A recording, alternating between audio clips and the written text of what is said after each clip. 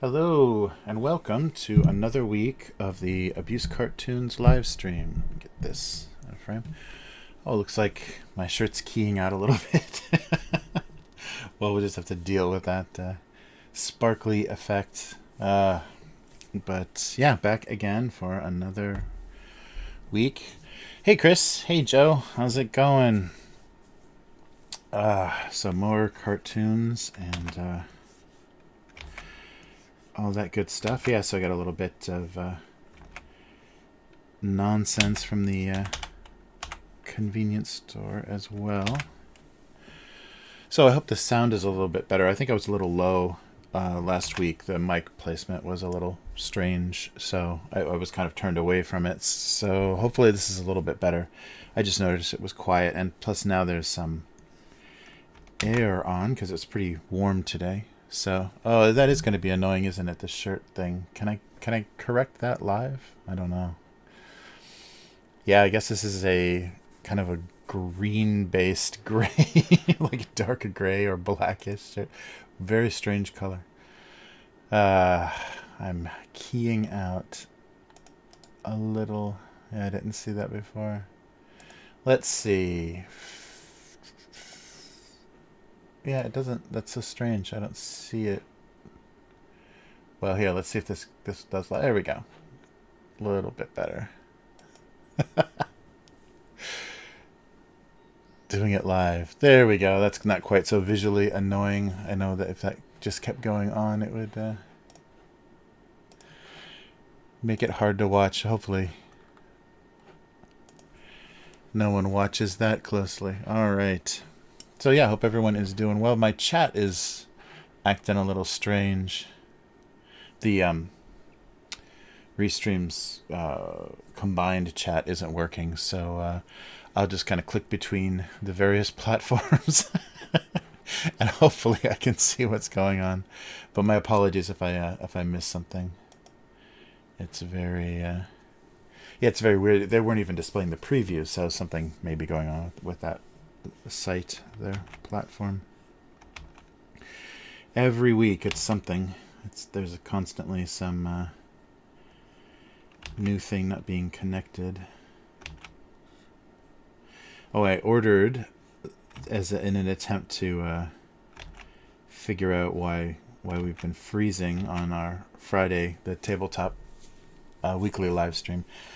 I got a really cheap converter, HDMI to USB converter, and I tested it here and it works fine here. So I'm gonna put that on the other computer, and it will be hysterical if it's it was like $20, so it'd be hysterical if that $20 fix is because usually those the Camlink, I think the kind of the more common one during the quarantine, those things shot up to like $500 a piece. Like people were scalping or whatever, hoarding those and reselling.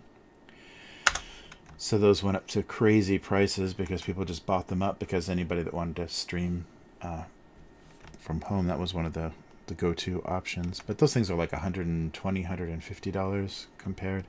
So if a $20 device does it, had like 1,000 reviews and it was like, almost 5 stars. So I know people can game that system. But I thought I would give it a try just to see, because that it's all kinds of weirdness. Because then I can just leave something hooked up. I don't have to take everything apart. I think that's part of the problem with everything I do when I'm live streaming, is I don't have a permanent setup. I'm like sharing cameras and things. So every time you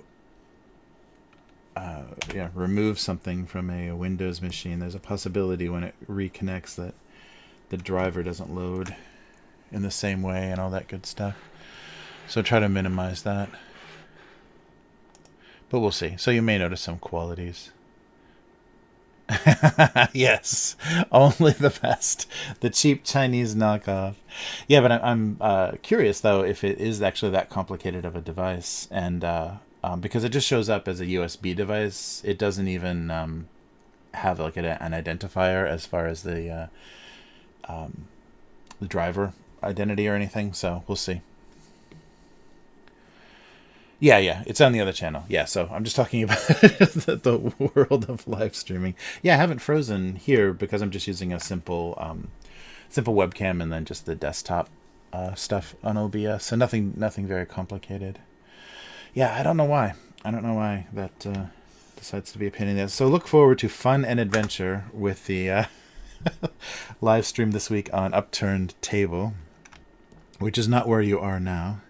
But that's where Chris and I, if you see Chris in the chat, that's where Chris and I do our weekly kind of headlines on tabletop. And I'm trying to be more positive this week. I think last week was just a bunch of complaining about corporate maneuvering. And we didn't even mention the Amazon buyout of MGM. But just a bunch of complaining about Netflix and whatever. Games Workshop, who cares? So I'll try to be more positive. There's some interesting projects that could probably use some awareness. but we finished our first War Master game. Kind of got all the way through the rules, so that was fun. And I'm printing dwarves right now. So dwarves sounded a little bit rough. Hey Hypno, how's it going? Yeah, so Hypno knows about the the freezing of last week, but it wasn't so bad. It was only initially the video wasn't doing anything, but once I restarted it, it worked fine. So we'll see. But I think just keeping something kind of permanently hooked up might help, not having to deal with random USB disconnections. So we'll see how that works. But yeah. No, I haven't. No, I just got on, so yeah, I haven't looked at last week's comics. Yeah, so I'm curious. See if we can do Sedona type numbers. Everything that what was it last Christmas, all the holiday stuff that I had done, anything that she came up with like did better. She hit the market pretty perfectly, hit the audience pretty perfectly there. So we'll see how it goes this week. Yeah, so that I'll do that after I actually get something down for cartoons this week. That's funny if there was a big response, especially to the actually I think the pot pie will be the only one that shows up, because it's still, or just became the first on the East Coast. Yeah, so it's still a little early, because the cartoon doesn't go out until midnight. So we may have a few views, but nothing very big on the first. But yeah, I think the pot pie was previous. It was that Tuesday or Thursday. So we'll see. I'm getting all confused because I'm working ahead in such a weird way. Oh, nice. Yeah. I'll have to check that out. Nice. Yeah, that's cool. Yeah, I have no idea. It's hard to, and that's the thing that that's always a frustrating kind of thing is, second guessing an audience, or if you're kind of trying to play to an audience or play to an age group. I had that thing when I was doing the Disney comic thing. I had a little bit of that. I was trying to write to like a certain age group, and that's not fun at all. So I just kind of stopped thinking about having that in mind, and just kind of wrote what I thought was interesting, and then let the editors say, you can't do that, you can't do that. That ended up being a more satisfying process, because when you're trying to, and things that I've done that too, where I've submitted comic ideas and stuff, and when I'm trying to second guess an editor or a response, it really does not ever turn out very well. So I've had more success just kind of writing for myself and having people notice the kind of whatever the energy or the tone of something, and like that, as opposed to trying to target somebody. I mean, I'm sure some people are better at that, but it's just really really frustrating. So but I have no idea. It seems like the Go Comics crowd scheme are a little older, skew a little older. But then again, I'm not sure. It seems like it could be just fans of kind of newspaper comics in general, because there's a lot of newer digital stuff on there as well that wouldn't, if people enjoy reading Garfield, there's a lot of stuff on there they're not gonna like. So I'm not sure. We'll see. But anything with nostalgia or kind of remember when stuff does pretty well. I don't know why. So we'll see. Yeah, that was the thing. Doing the gallery here in Japan, that was the thing that was just makes you crazy is trying to guess Japanese people's tastes or their expectations, because it's just nonsense. I mean, a lot of people I think do well here, kind of bullying people into, yeah, you like this, you like this is what you like. It's a very trendy culture, so things are hot, but only for a little while, and people don't have really strong opinions about things. So yeah, it's very odd. And then so things that are foreign have a foreign kind of feel to them. There are people that enjoy that, but it's not like a reliable taste for some reason. I don't know. It's very strange. It's a very strange aesthetic, and it just made me crazy. So I did that for about 7 years, trying to sell art to Japanese customers, and oof, yeah, that's it's a hard thing to predict, and hit and miss doesn't work as well. Like, kind of trial and error doesn't work as well, because things are constantly changing. Like, you have insane success when you're the first time doing something, and then when you kind of show up again, it's just like less and less. So the new and the different is so exciting here. So it's really hard to gauge. And even the traveling around the different cities in Japan, regionally, Japanese people are very different, just based on city. Their tastes and their attitudes are very, very different. It's not a huge country, but there's a lot of variation. I guess, within Japanese thinking, but there's a lot of variation. Just have a ton of weird interactions with people that I wasn't expecting, just because of like where they came from, the city we were in. I think the weirdest reactions were Kobe. Kobe has its own weird aesthetic, and I think just because of the port that it is and the wealth that it has and stuff, it's a weird place. Kobe people love to waste your time. Don't tell them I said that. But yeah, so just been doing more printing, and there will be an endless army of dwarves to go after. Chris's wood elves, I think, is what that's gonna look like. So we'll see.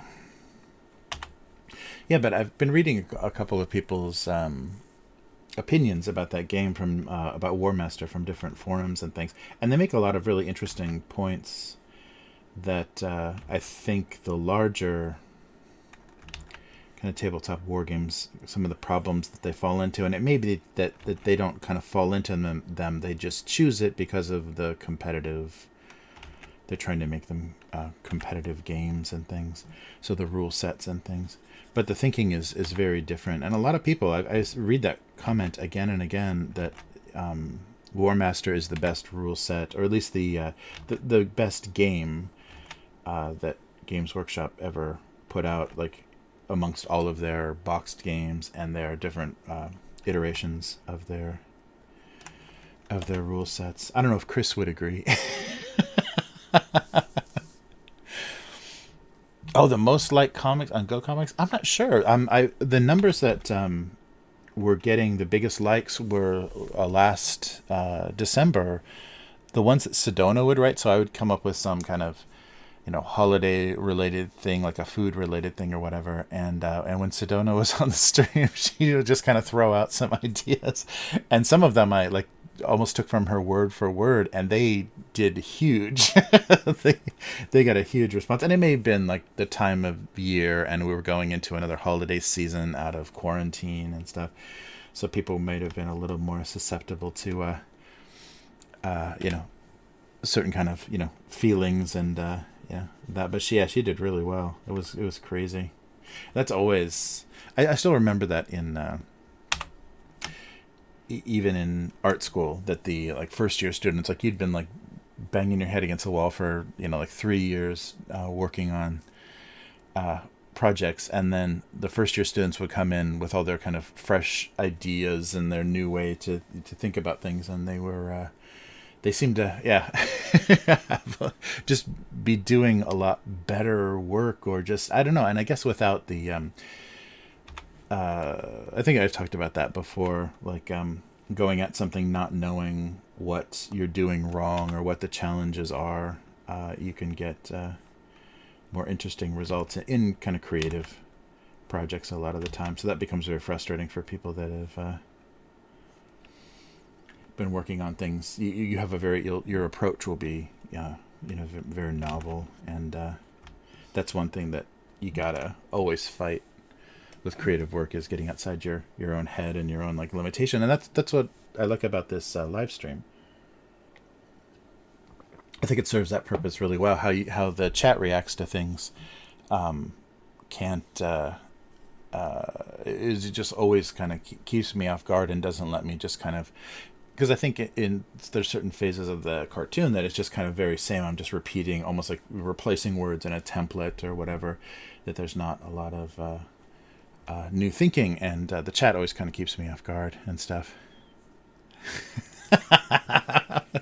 No, I think, Chris, as far as War Master, I think that they're just talking about the game, how it's structured. So having the command and control being so important, having shooting not be so devastating, and and how the objectives about so there's no morale rules, but you're trying to rout the army by like eliminating half the units. I think some of those basic and I think those probably came from like historical Napoleonic wargaming, but applying those in that kind of a little bit lighter rule set, I think, is what people are really responding to, because compared to like full fantasy, or probably full historical warfare, it's a little bit heavier. But yeah, it's funny that result is really funny, and so people have that reaction and they don't support that game anymore. That's hysterical. So the game just gets supported by itself. There's just a bunch of fans that are and artists that are making miniatures for it, and fans that are supporting a rule set. I guess there's like for the War Master Revolution, there's actually like a committee, like a rules committee, so that they can keep things relatively competitive. They don't have to does that look like a knife? So things can't just be if you're playing competitively, there's like a limited voted on rule set. All right, what's some of that little serrated part?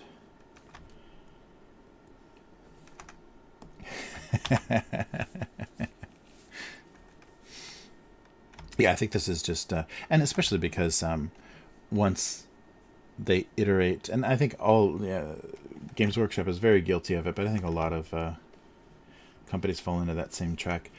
They are iterating or improving on a previous version, and they're not looking at how the wargaming scene is changing, or how people want to play games, or what actually makes for an interesting game. And so they're just trying to tweak things and not blow up anything to keep their competitive scene going, and to sell miniatures and sell rule books and stuff. So yeah, that's getting really tiring, though. I can understand like some people's frustration now, because I think 8th edition of 40K was the only edition that I like kind of seriously committed to and played a few games of. Actually was able to play games of. And with another edition coming out, it just negates all of that. I mean, I can still play 8th edition. I still have all the rule books and everything, and I would prefer to play that rule set. But they move on, and they just kind of obliterate everything that they did before. A lot of the decisions and how you bought into the game is totally different now. So that's got to be frustrating. And I can see why there are people that, and you can find them, on the internet, that are like, no, 6th edition is my edition. That's what I like to play. Or, they have this nostalgia, and they kind of go away from the hobby because, they just make changes enough, thinking like focusing on getting new customers and also supporting their competitive scene, and kind of people in the middle, that aren't new and aren't playing competitively are just kind of neglected, and so I can see the frustration and how people just kind of drop out of the hobby because the way that's what layer is this on? I can see where that frustration comes from, because you do feel like, what did I spend that money on? What did I spend that time with? Because they make enough changes to kind of undo everything you learned. Yeah, it's very weird. But I guess that's a game thing. It's just that you got to keep it making money. So that was where, yeah, I think that's where a lot of the bitterness of that hobby comes from. So, and also the cheese. Yeah, right. So I'm just looking for inspiration. So the usual warm-up boxes aren't gonna stick around. I was just trying to. It seems like every time I pick up this pen, I got to learn the sensitivity of the tablet again and again. All right, yeah. So just the generic boxes, unless I can think of a really good use for them. I don't know what that is. All right. Yeah, it's an odd thing. Yeah, we're playing 5e 5th edition Dungeons and Dragons on Sundays, and I'm noticing, because we also played original and played 3.5, and now we're playing 5, and just looking through those different books, I've realized they're just reselling the same. They have just been reselling the same rules to people over and over and over again, because if you make a character that's the same class in the different editions, they play completely differently, and you have access to different abilities or different spells or whatever. But eventually, they're going to release a book that'll resell that version of something back to you. So, it feels very strange. Yeah, that's got to be a frustration too. So, if you're too long in any hobby, I think, especially tabletop hobby, it becomes very apparent the way they make money. It becomes a little too obvious and a little frustrating. I don't know what any of that is yet. But maybe a Band-Aid. That could be a box of Band-Aids, couldn't it?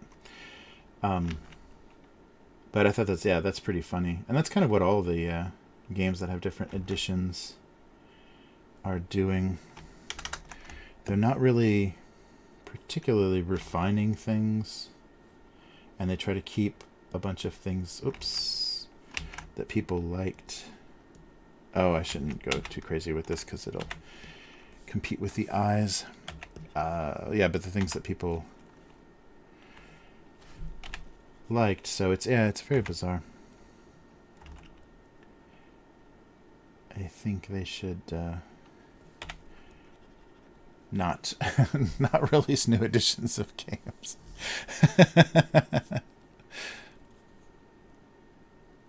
Yeah, I think it definitely depends on like your social group and like what was popular, because especially if there was a lot of PC. I think PC games for a lot of time, because I didn't have there weren't personal computer. That's dating myself pretty horribly, but there just weren't personal computers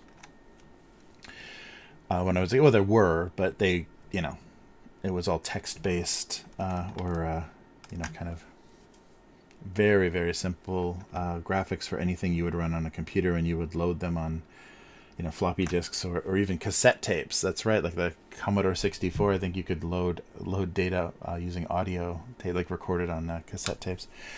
But so there was no connectivity, there was no internet, there was no online gaming, and I think that replaced, for a lot of generations, any interest in tabletop stuff, because a lot of it was inspired by a lot of those games like Elder Scrolls and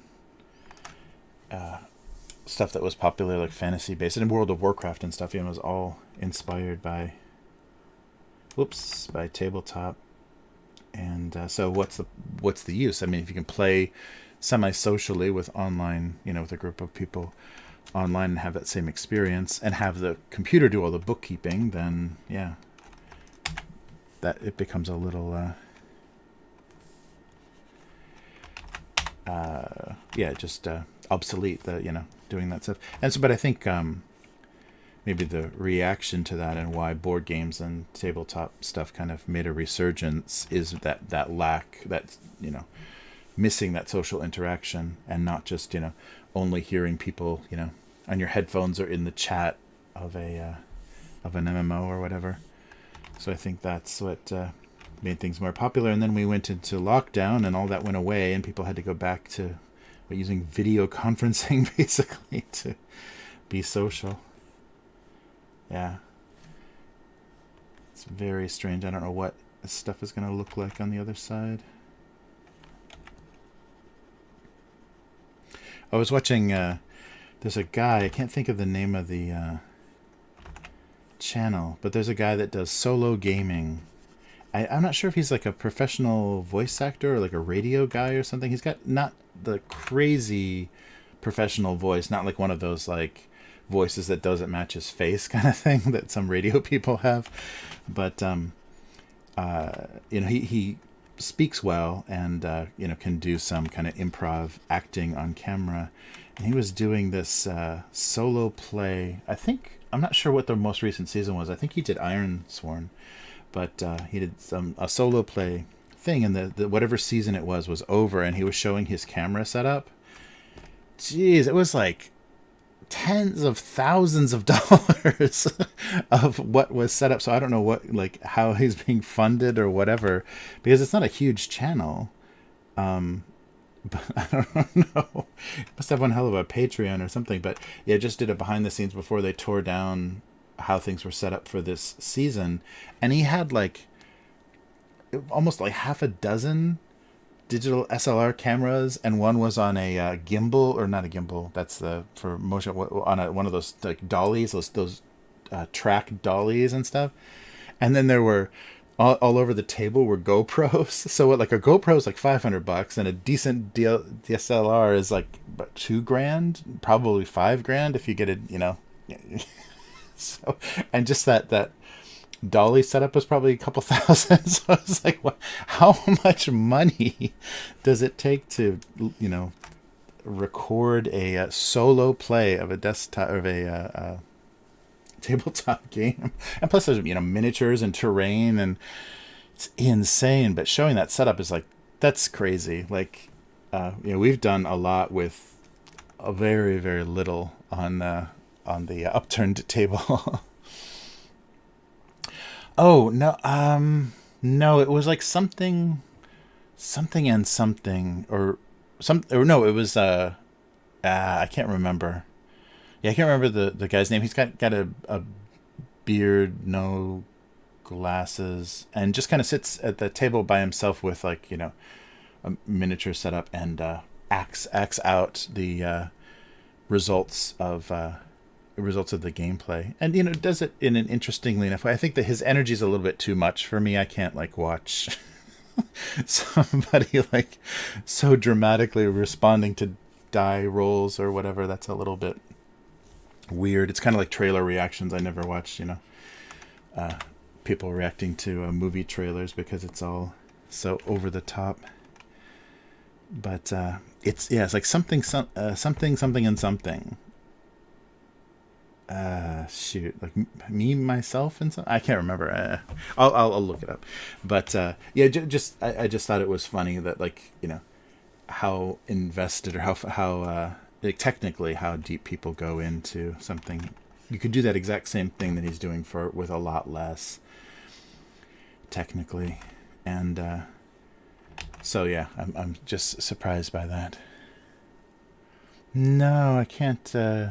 Yeah. Yeah, I can't. Yeah, it's funny. So I don't know. I don't know what's going to happen with tabletop stuff, because Games Workshop seems to think it's still still a huge market, but I don't know.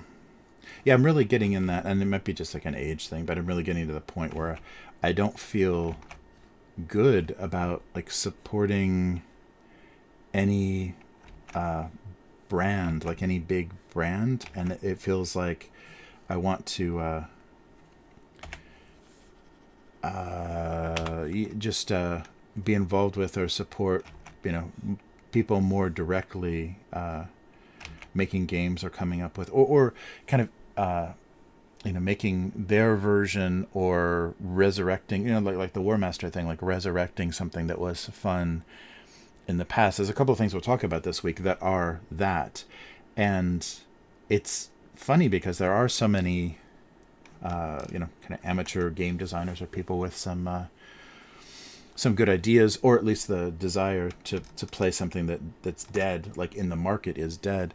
And I think that's the weakness of these big companies. They'll release these games and release these systems and then just abandon them, and it still exists, like it's still out there for people to read the rule set and figure out a way to make it their own or update it or improve on it. And I really like the feeling of that a lot more than supporting these big companies blundering around making these stupid decisions and not paying attention. And they've got pretty decent size player bases and not paying attention to what's going on, or trying to please everybody.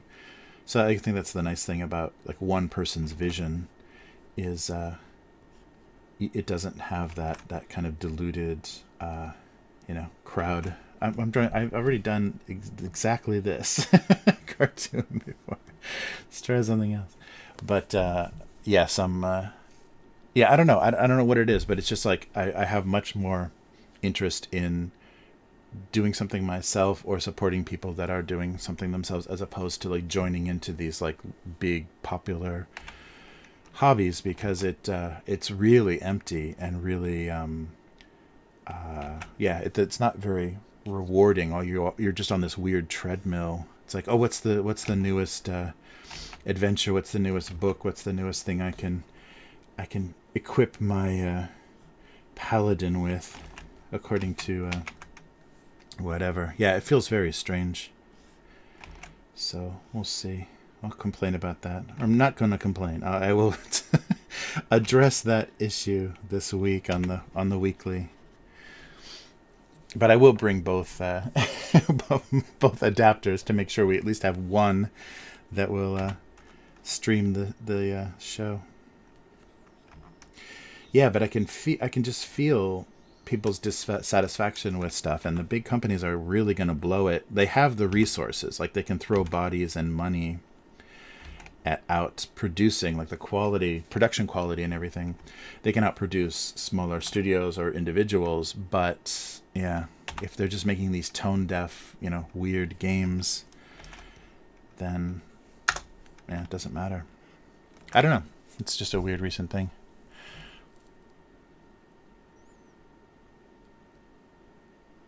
Oh, nice. The surge protector. Yeah, that random function on Go Comics is pretty funny. It, I don't know how random it is. Yeah, because sometimes especially like, when I'm doing the comments thing on the live stream, it'll just get stuck in a year. It's all these like super old cartoons or stuff that like we just talked about or just did last week. Yeah, it's strangely not random.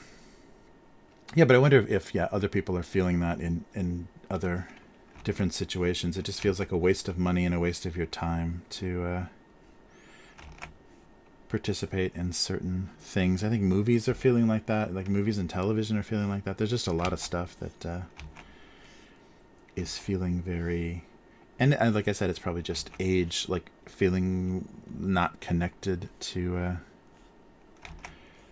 what some people are, or what's the big companies think you should be watching.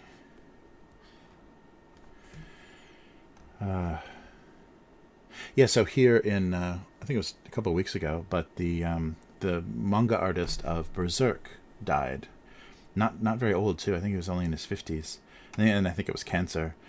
But that means that that story will never be finished, because in Japan they really let the creator, run their series. Like if it's a comic series, it's different for animation because of the level of production, but for the comic series, they just let the creator, artist, writer just do his thing and just continue the story and end it when they want to end it, and resurrect it against their will, like in the case of Dragon Ball. But so that manga artist passed away, so that's a weird thing that I think is going to keep coming up. Is there's going to be these continuing stories, these what is sequence? They're not sequence. Episodic or whatever, but a continuing storyline that is going to be broken or just kind of end. Just not have a particularly satisfying ending. It'll just kind of cut off because the person that was making it just kept doing it into their old age, and just suddenly isn't with us any longer. And if they don't have any notes or anything planned out for how things were going to end. So it just made me think about that in the terms of like the Game of Thrones. The George R.R. Martin is getting very old and is so distracted by working with HBO, which is probably a lot more lucrative than what it takes to write a novel and then have to run around and promote that. He's probably making a lot more money from those ideas, but he's going to die with an unfinished story, and but the weird thing about that is we already got the end of that story in the HBO series. So it's very, very strange. And what was the writer, the guy that did the Wheel of Time? He died before the end of that, and I think another author kind of picked it up and ran with it. Oh, another search for... Yes. Life refused him the smallest comfort, yet demanded complete surge protection. Yes, of course. Yeah, I definitely have done, like, I think the kind of Starbucks-looking coffee cup, and there's a few kind of go-to things that I've done a few times. And it's funny because I don't... some things I draw exactly the same every time, but some things I'm just kind of working my way through. Robert Jordan, thank you. Yeah, Wheel of Time. Yeah, so Robert Jordan died, and like Brandon, what's his name, Sanderson? I think they were working or picked up and continued some novels, but yeah, it's going to be weird. We're going to have these. So I don't know. I don't know if it's worth, getting some closure or getting to the end of a story and making it a satisfying thing that will then live on. Because I think like Lord of the Rings, or I don't know if Dune particularly had a resolution. I don't know if I've ever read the last book, but I don't know if that had a satisfying resolution. But it does seem like that would be a good idea to kind of give things a wholeness instead of stop. Yeah. And that's the like how they ended the Sopranos series on HBO. They didn't. There was kind of a in the last season there was kind of a big showdown, and then the last episode just cut to black, so it just stopped. So there wasn't any, they didn't give you any feeling about where these characters were going to end up or anything. So very different from Breaking Bad or a lot of the shows that were allowed to give you kind of closure on that story, or or resolve things, just show the death of the main character. Spoilers. But I don't know. It's a funny thing. So thinking about that's going to happen a lot in Japan, I think, because that total creative control that comic book artists have, and they're just doing these long ongoing stories, not as ridiculously long as like American comic book stories, but yeah, that's going to happen a lot. And so then what does that do to that world when you never finish it? You can never get to the last page. Yeah, it's very strange. Yeah, but so we have a few examples of that already, and then just recently the manga artist for Berserk can never finish that story. I don't know. It feels really weird, and I guess it's just me thinking about also there is a limit. Like there will come a last day that I will ever be able to draw something. That was really interesting. I still remember that in LA we got the LA Times, an actual newspaper delivered to the house, and so I got to kind of read, kind of keep up on or see the last. So Charles Schultz, the Snoopy Peanuts, the Peanuts cartoonist. So he was in his 90s, and so he passed away, I think, when I was living in LA. But he was still doing the newspaper comics up until, the very end of his life. And his hand, he has a very unique, because he uses like a quill brush or a quill pen. And so, his line was very distinctive, and how he, just like most newspaper cartoonists, it was very distinctive. And he, of course, in his 90s, lost a lot of his control. So the line was very loose and wavering, like the characters looked more ghostly or more like they were kind of fading away. But they kept printing the comics, and I don't even know if it was Snoopy. I think it was Snoopy. But it was like a, very loose looking Snoopy. But there was this really interesting, and I think this is a whole kind of, topic throughout kind of all creative stuff. But the last Peanut Sunday cartoons are really amazing, because he goes into this really crazy kind of existential kind of King Lear style. I think it's Snoopy. If it's not Snoopy, it's his like weird cousin, that weird dirty looking cousin. It may have just been Snoopy looking terrible, but Snoopy is wandering through this like World War I kind of battlefield, these like trenches of like the Western Front of World War I, and just like having these thoughts, about life and existence and things. So it got really, really existential and really crazy at the end. And then his wish was that once he dies, that's it. That this is over. And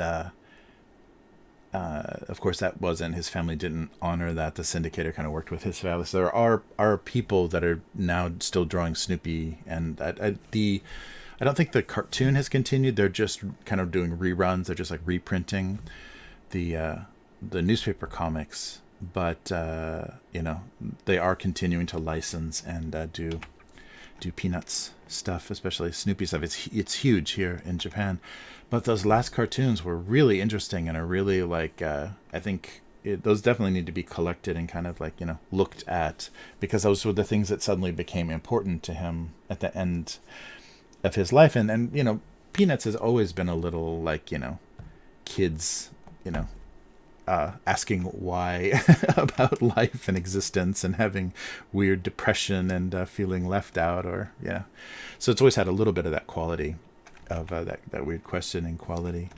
And so to have that happen at the very end, I just remember those Sunday comics being very striking. I should go back and see if I can find those, but they're very stark, because the Sunday comics, it's color, and they're huge, and especially Peanuts was a huge, like half a page, like I think it was, or half or a third a page. It was a huge comic in the Sunday paper, and it to just be brown and gray was very interesting. Very different. Nice. Yes, I will be. You'll probably see me on live stream. My last live stream will just be this. I'll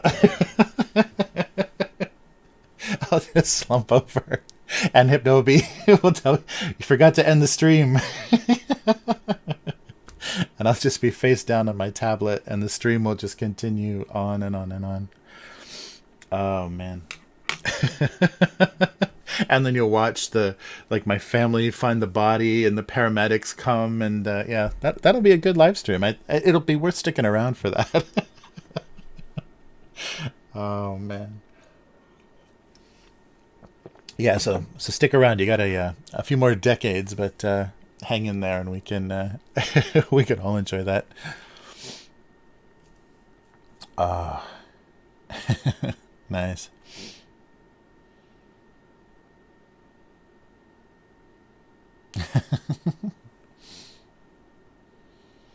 Ah, there you go. Hey, Twiddix. So everyone is eagerly waiting my demise. That will be the best episode. So stay tuned. You never know which one it will be.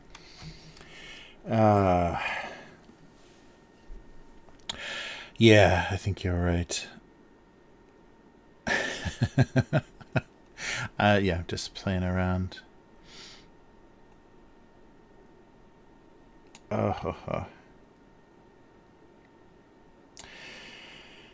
oh man.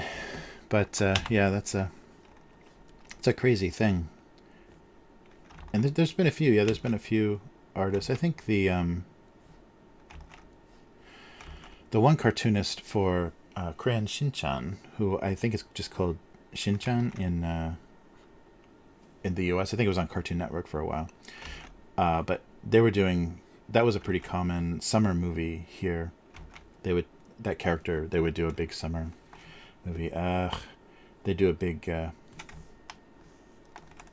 of like the Pokemon movies or whatever. They do a big summer movie and have some weird adventure or whatever that wasn't really like very in that universe, but some like Japanese historical drama or something or whatever. But I think that that cartoonist like fell off a mountain or something. Like they were hiking and they fell off a cliff or died like mountain climbing or something. So yeah, but there wasn't like I don't think there was a continuity that ended. That's what I was thinking of, continuity. There wasn't a storyline that ended because of that. It's just that the cartoonist of that character no longer could draw that character. But yeah, I don't know. We're gonna have more and more of that. That's gonna be really weird though when George R.R. Martin dies, and there's not gonna be anybody, because he didn't get married, didn't have kids, so there isn't gonna really even be an estate to be fighting. Oh, as far as I know. I mean, please correct me. I have no idea. He just doesn't look like the marrying kind. But he he won't have an estate fighting to like keep those properties alive. So I wonder, like what's gonna happen. What am I drawing boxes? Let's try something else.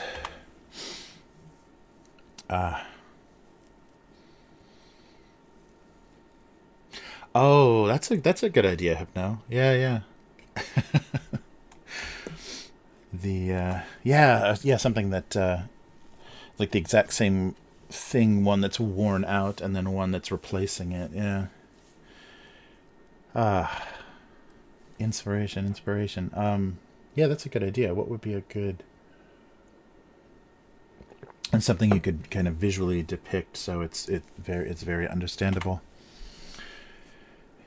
Yeah, the only thing I can remember, I don't think that's even a thing anymore, but I remember phone books. Like when they would get a new phone book, and then you have an old phone book that you like circled numbers in, or like if you called a plumber or whatever, you would like actually write in the phone book. So when you got the new phone book, you lost some information. But that's not very relatable anymore, I think. Phones. Yeah. Yeah, oh, that's nice. Yeah. How quickly, before you realize, or confronting the future, yeah. Yeah, I don't want, nothing that's too big of a jump in technology. What's a thing that would get worn out from age and use, and that you would just, would have to confront now it's just being thrown away. What's a phone book? Yeah, it's that app on your phone when you think, push that thing. I think they call it contacts now. Yeah, right. What's a phone book? Ugh. Yeah, that's crazy. Yeah, what is a good...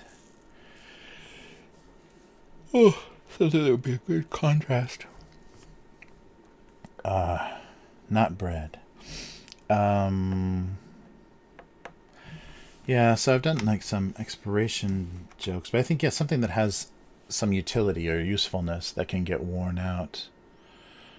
And then we'll do the worn out version. See, I'm going to overthink this. I'm trying to, sorry, let me trying to keep it cool in here. It's getting hot. It's not so humid yet because we haven't had like the full rainy season, but it's plenty hot today. Oh, a traffic cone. Oh, that would be good. Yeah, because they would get run over.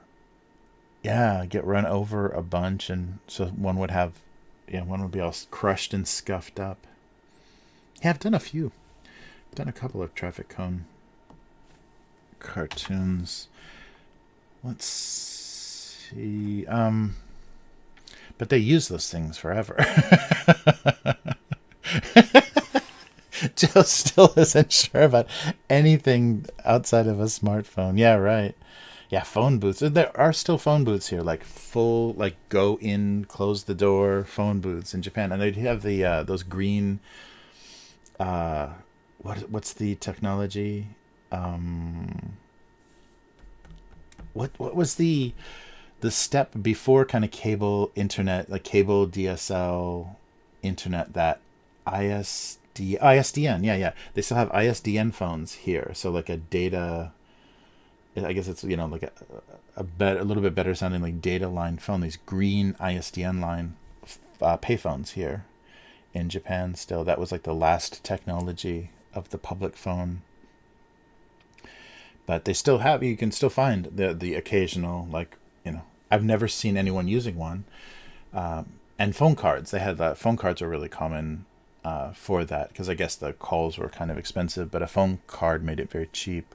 So people would have phone cards that they put into the machine, or into the phone, and these like bright green payphones. But yeah, so it died with ISDN technology. Oh, a guitar, yeah. The guitar would be incredibly difficult to draw, but that would be good. Broken strings and stuff would be good. Yeah, let me try a parking cone. So,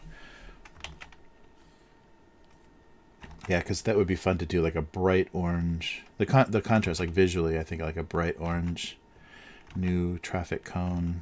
I can't even draw the top of one, so I don't know how I'm going to do this. And a faded, like sun faded, kind of dented one will be fun. That might be visually one of the better contrasts.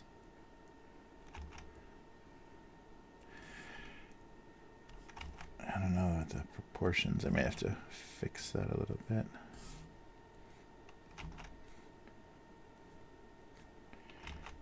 Yeah, then I'll put like white stripes on it. And then contrast that with, just move this for now.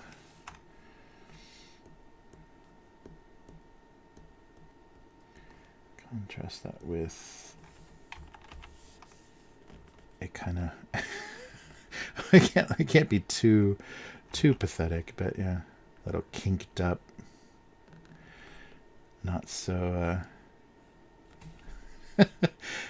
not so straight looking, or standing up straight. Oh no, the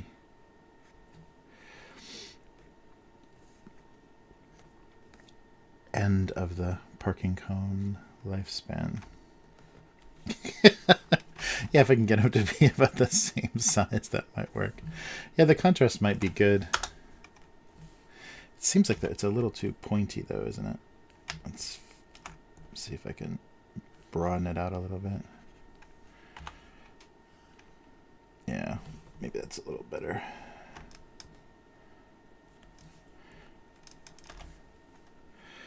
Actually, let me try to distort. Yeah, visually this might look nice.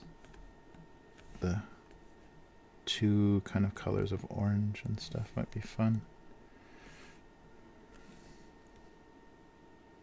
Yeah, slumping a little forward too might work.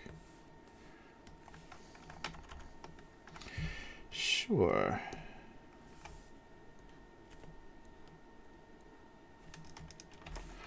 So this one, yeah.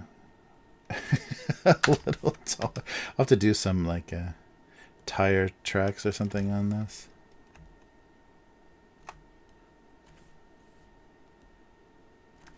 Yeah, I think the old one is a little, let me just do this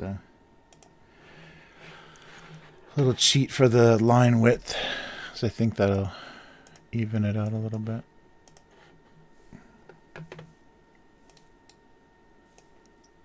Oh. It's not showing up. Weird. Let's try that again.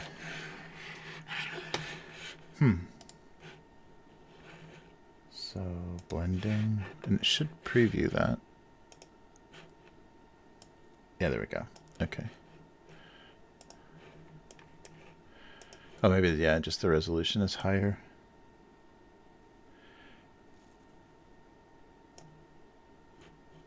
Okay.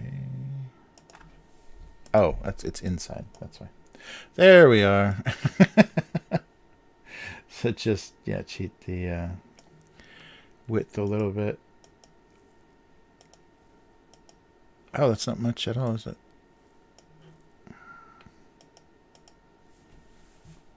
That's a little closer. Yeah, something like that.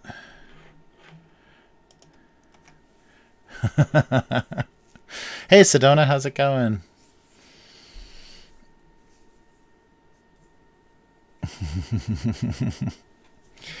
Nice.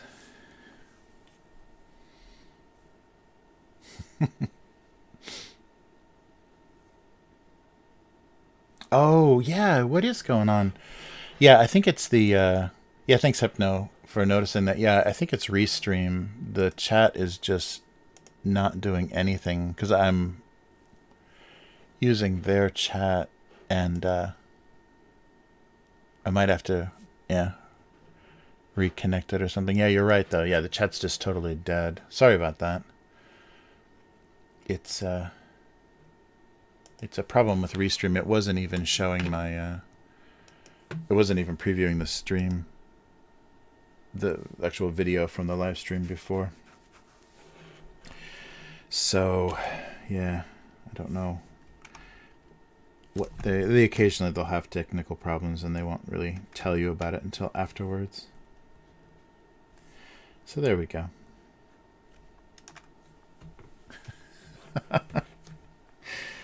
All right, well, we may as well, let's color these and make sure they yeah, sorry about that. Chat is completely always something. But yeah, chat's completely out of it. Is this a safety orange? Yeah, I think so. And try to come up with a... Yeah, that's going to be the trick, isn't it? Something that looks kind of... Oh, yeah, there we go. Some kind of sun faded. Not too much, maybe.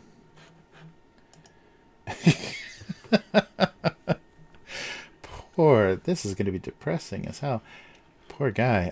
Let's see. And maybe lighten it at the top a little bit. Yeah, to get across the sun that's doing it. Yeah. There we go. All right, and then some lines.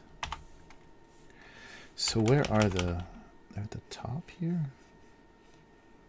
Yeah, kind of the reflective looking stuff. I'm sure they're different in every country, so maybe I'll put this on its own. Put this on its own thing. And then erase a little bit.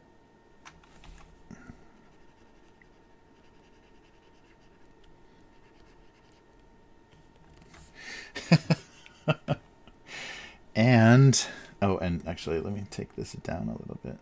Yeah.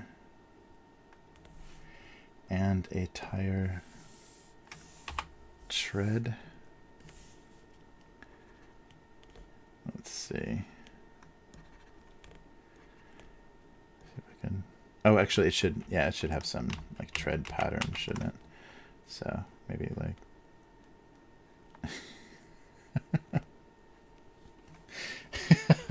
Right. And then fade that out a little bit. There we go. Ah, this is depressing. Yeah, sorry. So I'm just watching. If you're in Twitch, sorry for the... oh, in Twitch I'm just getting spammed about bigfollows.com. Become famous.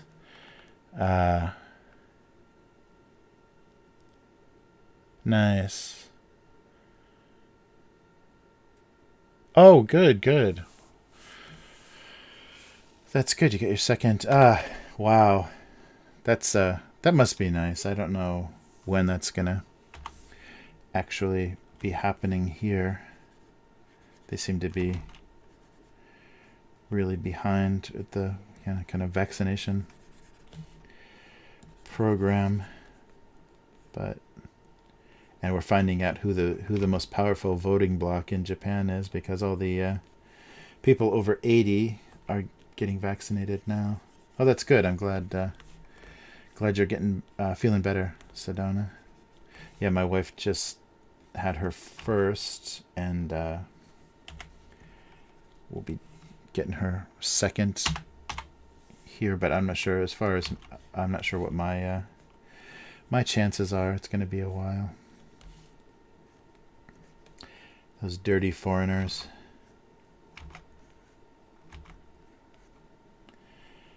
All right.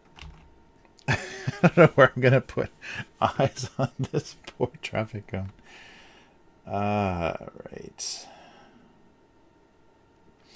Yeah, so.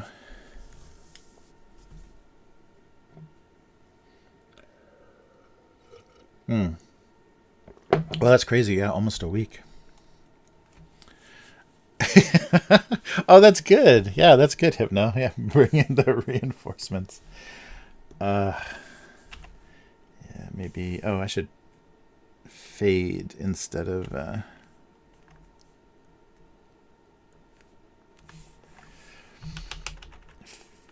Oops. Maybe fade the tire tracks a little bit. Yeah, so look more like a scuff.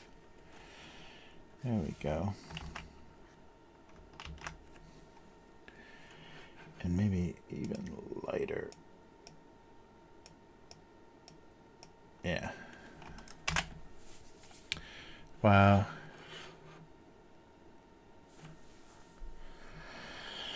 Yeah, I don't know. Yeah, maybe foreigners are going to be the last. So it'll be 2023 before they offer anything. Nice.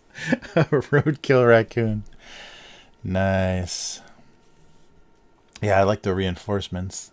Gag, that's good. Oh,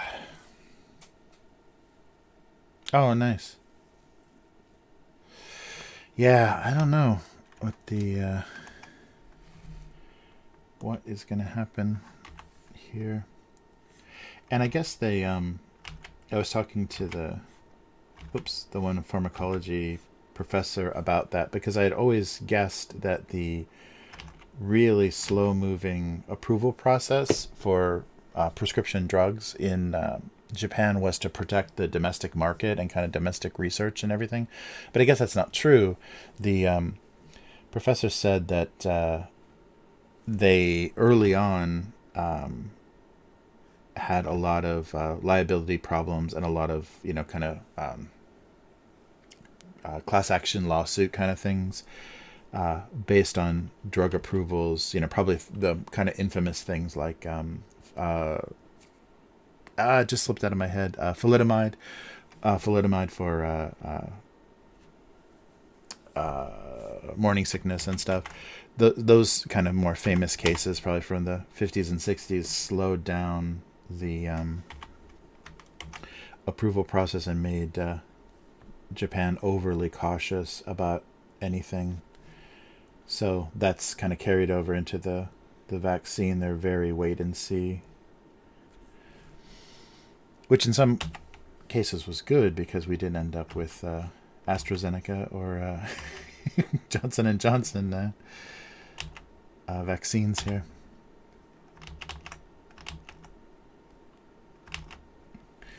But who knows? And because I always suspected too, it may also be the kind of different sensitivities of Japanese people. Like allergies and stuff are a lot more prevalent here. Like allergy medicine is a huge business, and so many kids. I've heard kind of mixed things, but so many kids have childhood allergies. A lot of childhood allergies, but then go away. Should I make his eyes all wonky?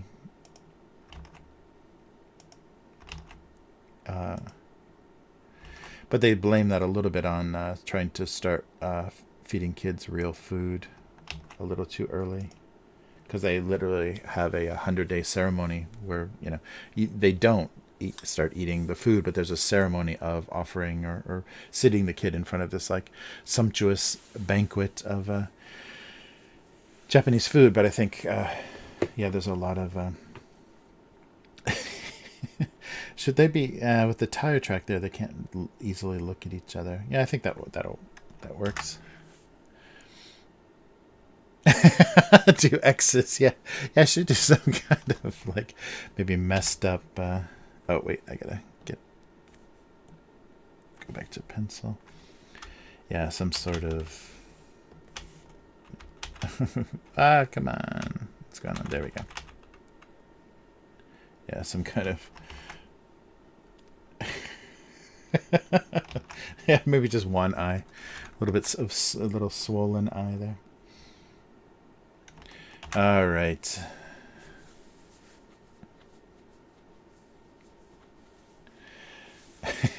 A dead raccoon would be great.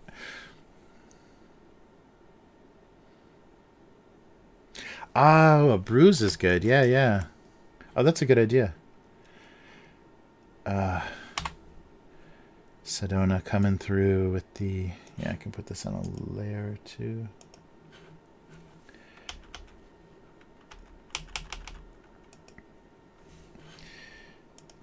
This... Wait a minute here. Let me see if I can pull this out a little bit. Oh, it still needs to be kind of big, doesn't it?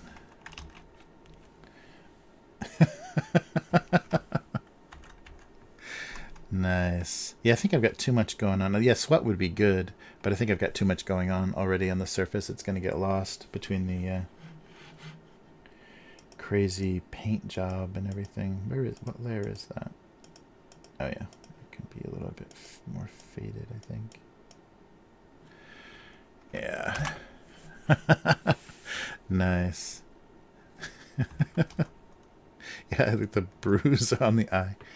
All right. Well, there we go. That's a good idea. I like the contrast of new and old, or used, and the replacement. So let's see, where are we here? Oh yeah, this is kind of maybe too strange an idea, but sliced bread and a band-aid. I guess this should be a bread knife instead of just a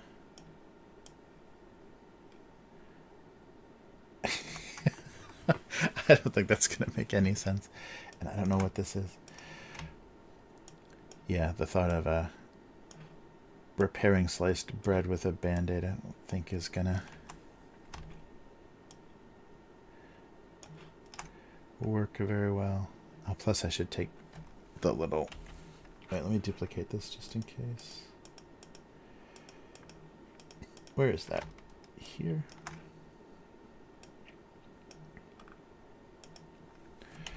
So I duplicated this so I can... put it back easily, but so something about oh wait, I'll fill this. I don't know. Sliced bread and a band-aid not being the this should be a bread knife though, shouldn't it? No, I don't know. I don't know about this this gag.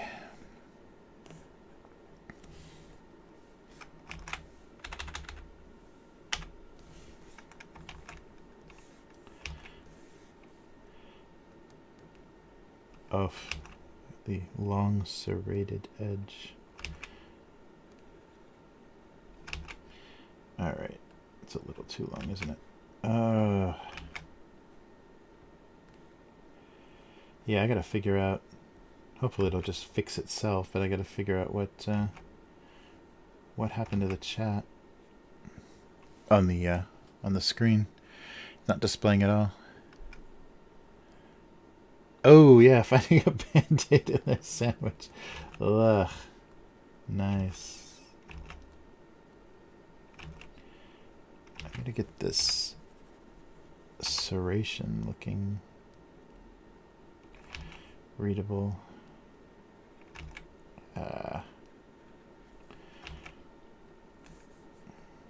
Okay, so get this angle and then yeah, just slower and straighter.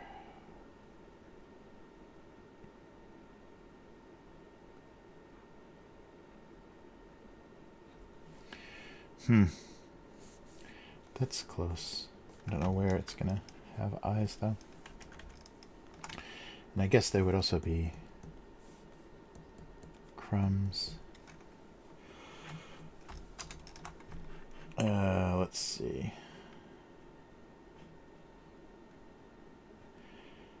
So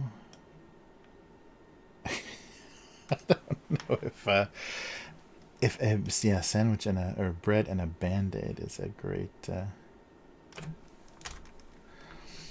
it's pretty gross looking. Let's try this a little bit bigger.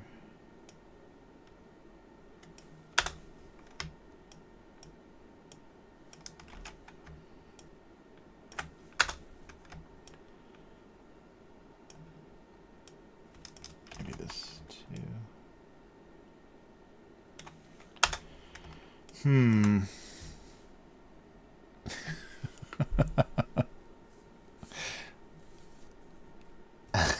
Yes, that old traffic cone has definitely been through a lot.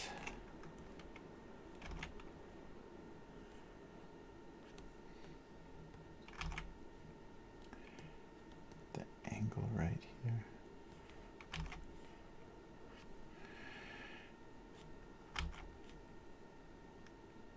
Oh, actually, yeah, a little bit lower. So the sliced bread, oh, where are these crumbs now?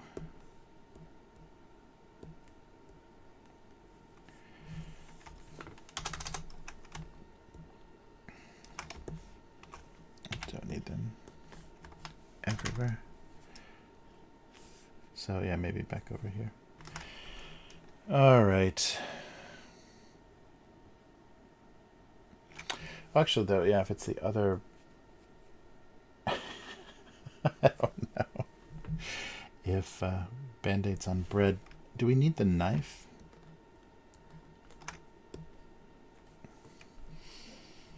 Because if the bread is already sliced, then it's even more ridiculous. There's the crumbs.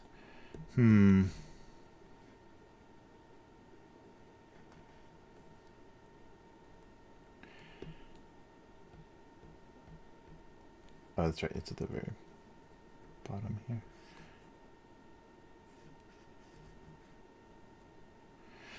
Yeah, I don't know if it should be sliced or not. Yeah. I'll do that in the coloring, I think, because if I do it with my pen, I won't be able to. It'll compete with the eyes, I think.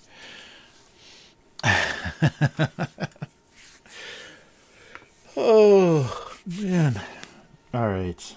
Yeah, I don't think we need the knife. I don't think that adds anything. I think that this works better.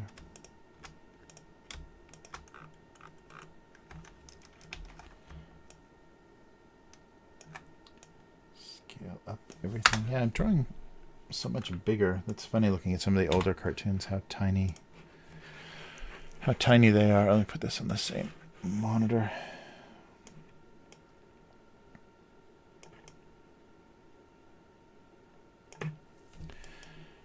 Alright. And Band-Aid color. Maybe a little pinker.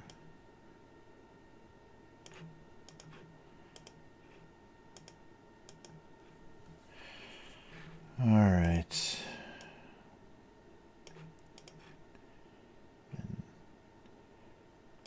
Bread crust color. I think that's, yeah. And then I'll do a little more yellow for the actual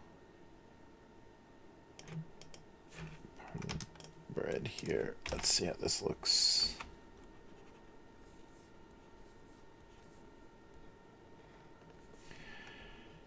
Alright.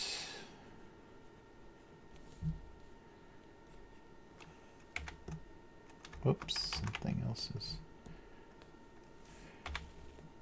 still open. Oh, that's right, I'm not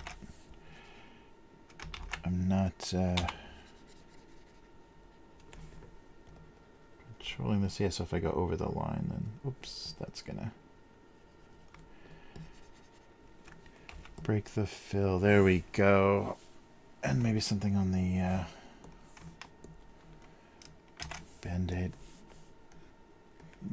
box.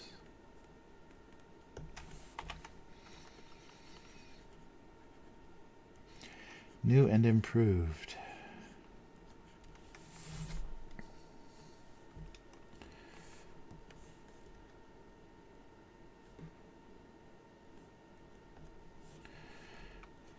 Oh, I should that higher.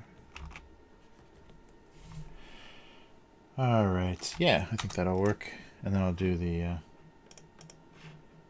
in the coloring. I'll do the little Band-Aid dots. All right. Ugh.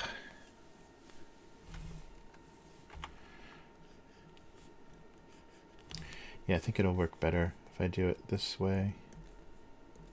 Yeah, so that little breathable fabric. Otherwise the black would compete. Yeah, that works.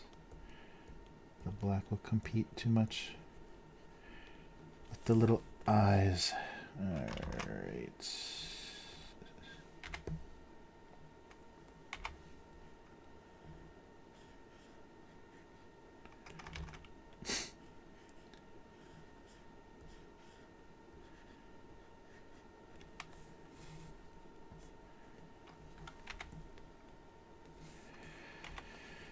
Alright.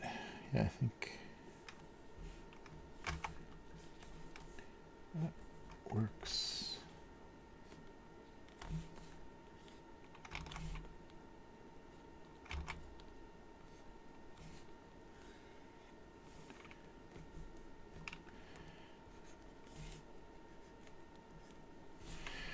There we go. I have no idea. This is not going to go well.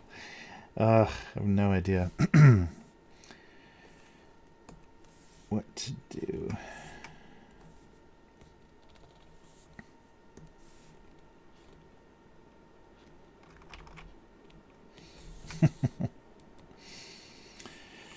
Okay, just a little bit more here.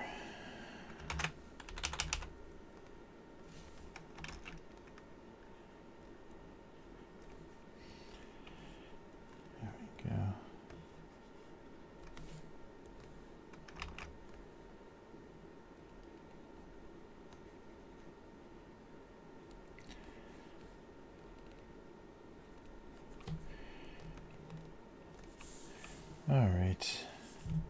Oh, and maybe the bread could use. Oops. A little bit of something. And maybe here too. Some texture. There we go. The raised part of the bread. Okay, so let's see where the eyes can go.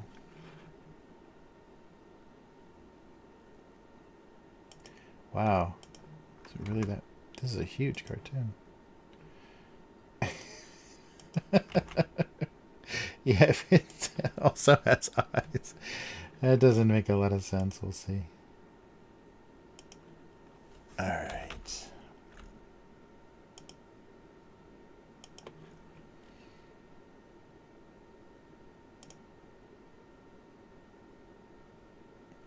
Yeah, something about being sliced. Yeah, not being an injury, not being normal, or being normal. Something. Well, it's a weird juxtaposition, so that is within character. All right. Well, let's take a break and have a look at those that pot pie cartoon and see what kind of reaction we actually got. And I'm warning you, Sedona, it's your level of likes as far as Hypno has mentioned. So we'll take a look at how it went. So where is that? Here. There we go. All right, so that was 27th. So the next one, well, we'll check after this isn't available. Wow, 8 comments, 26 likes. I think Sedona gets 30. So yeah, she's got me on the likes. But this is actually I think a lot of input from Hypno on this one. So that's pretty good. Wow. Yeah, good response. So if you missed it last week, he became worried about both the contents and legality of the pot pie. So we did a little, is it steam, is it smoke? Ha! I was going to make some comment about being one of the biggest cannabis edibles, but I Googled cannabis edibles and the search wanted to know my location to suggest CBD dealers.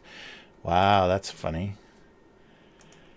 Oh yeah, I just saw that. I saw that in a shop. CBD oil is actually legal in Japan, which I was surprised about.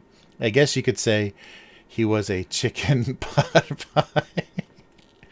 Could be worse, a tobacco pie. Latkia. They also found him to be a bit flaky. Worried or intrigued? Yeah, intrigued would have been a funny word too. Pot pie, why not? We have pot cookies, candy, brownies, etc. Yes. He then met a more casual meat pie from Australia. Podok must be Australian. Oh, that's funny. Did that work? Okay. He was going to make some comment about being one of the biggest. Oh yeah, so that was the guy that was the first loaded comment. Ah, that's funny. Well, lots of comments. That's a really busy... Oh, no, wait. Now I can't see the chat. Ah, this sucks. Okay, wait. How can I do this here?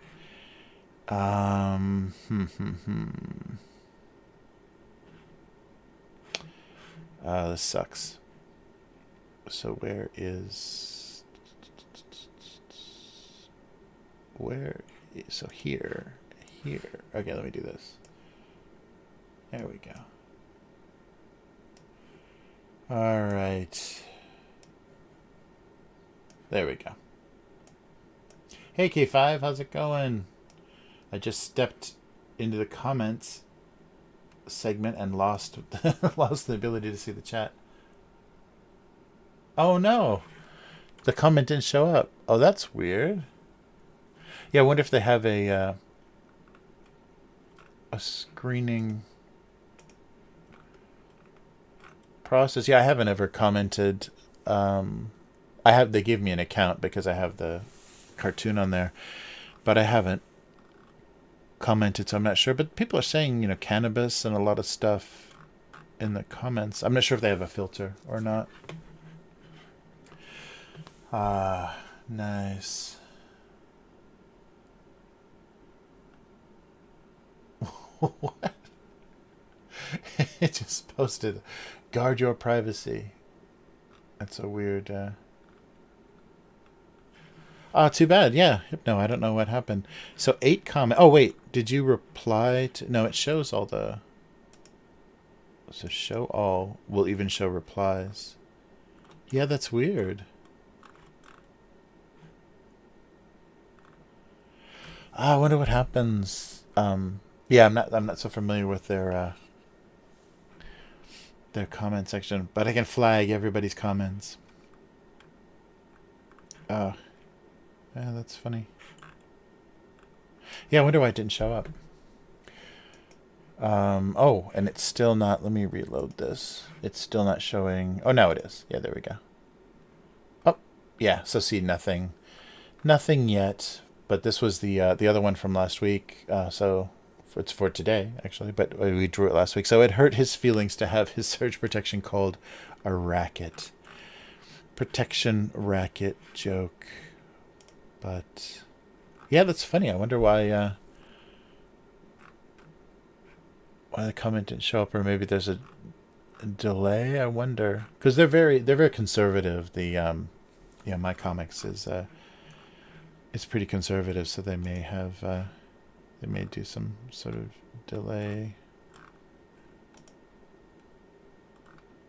Yeah, so this... Can't believe... Yeah, we did look at it last... Wait, why?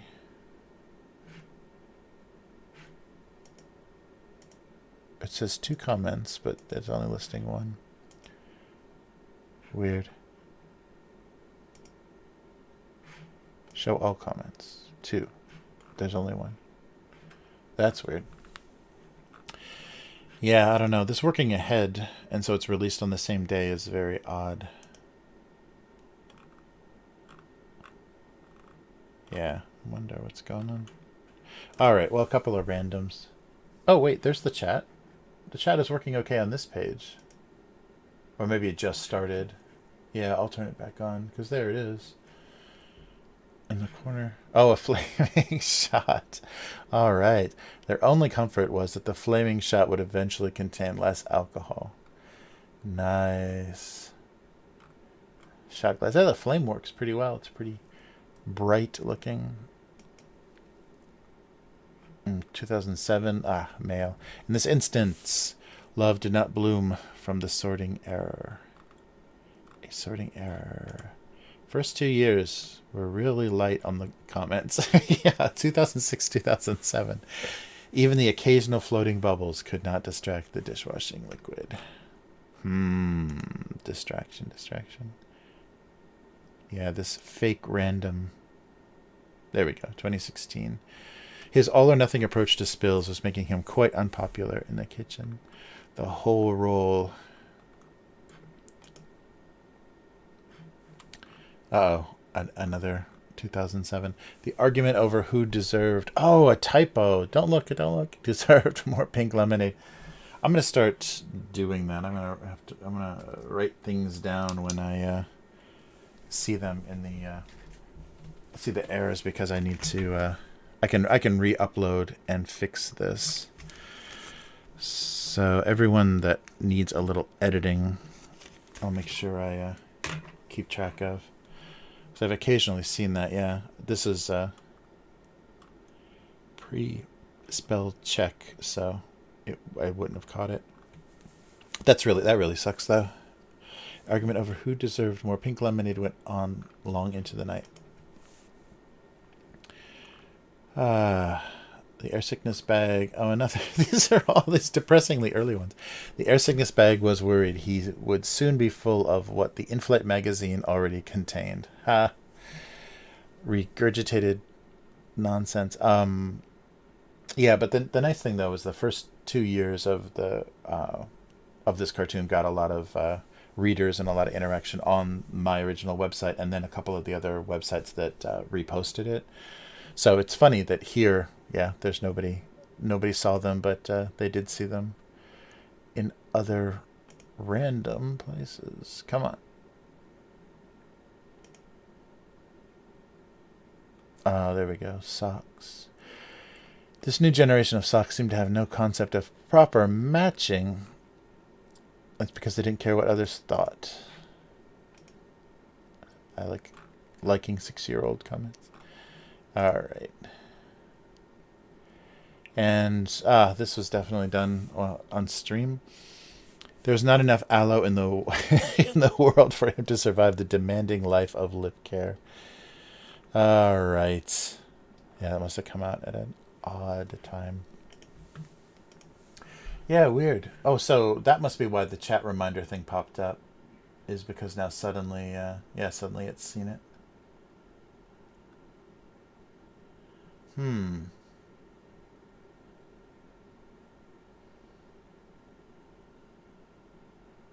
Oh, cool. Oh, nice. Yeah, Hypno, that's great. Yeah, definitely give that a shot and see if the comments work again. Oh, another empty one. After Halloween, the lint roller was always full of surprises. And candy corn. Yeah, finally. Not all the earliest. Yeah, very strange. The random is a very not good thing. His theory that steam milk was capable of lessening an impact was about to be put to the test. Oh. MacGuffin. Alright. Well, let's... now we've got our chat back. Let's move back to the drawing part and turn the chat back on. Yeah, there it is. That was weird. So it was showing up on YouTube, but it wasn't showing up on the combined kind of restream chat. And it still is not doing well. I don't know what's going on. Weird. I don't know. It doesn't like this resized window. Yeah, something's wrong in the world of restream. Yeah, I don't know. I wonder if it's worth switching to just doing the restream on Streamlabs, because if you sign up for their membership, then you can do the same thing that Restream does. You can send it to a bunch of different locations. I don't know if any more technical problems with them, and it's probably just worth switching over. All right. Yeah, weird. I'll move the chat window over so I can actually see it. Yeah, it says it's connected, but at least it's displaying. So we'll keep going just on the the only Twitch comments are spam. So this is definitely on YouTube. All right. So we're going to write something here, I guess so.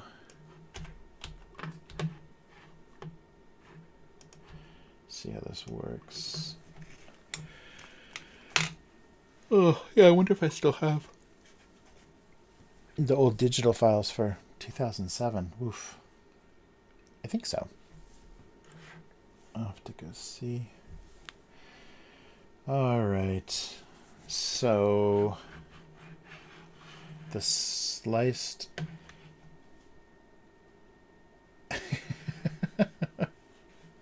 slice not being an injury, slice being sliced.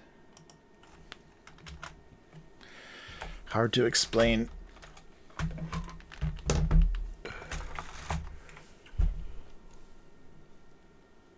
Oh, so a slice wasn't repairable.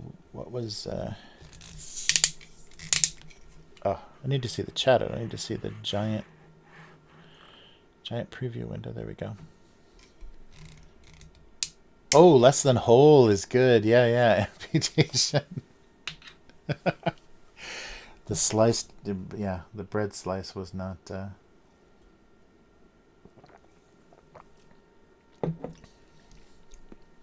I like less than whole. The Band-Aids look distraught.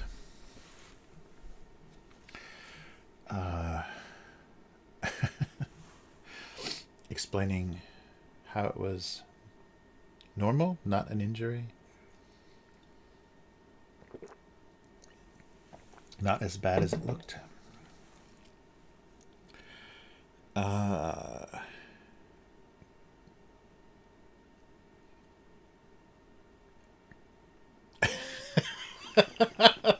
Rye there and take it. It's hard when your world is crumbling and you have to rye there and take it. Nice. I'll have to rye up that bread then for that to work. Rye there.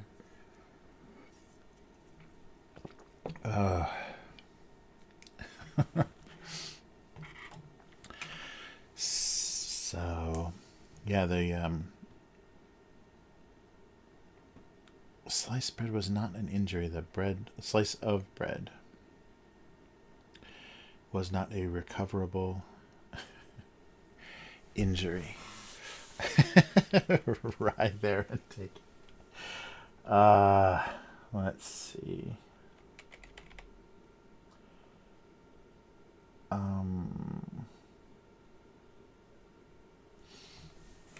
Yeah, something about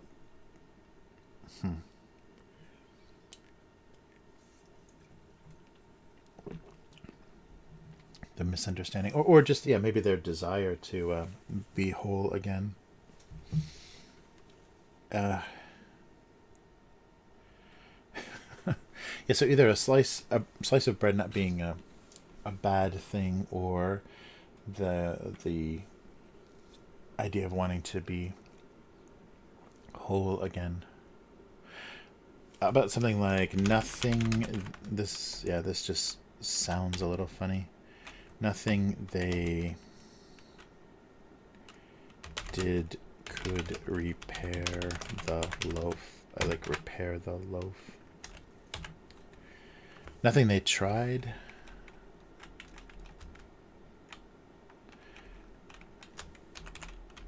Nothing they tried was able to, could. It's a short one, so I like but I like the phrase repair the loaf. That sounds pretty ridiculous. It's goofy wording. Nothing they tried could repair the loaf. I don't know. Yeah, because you try things when you're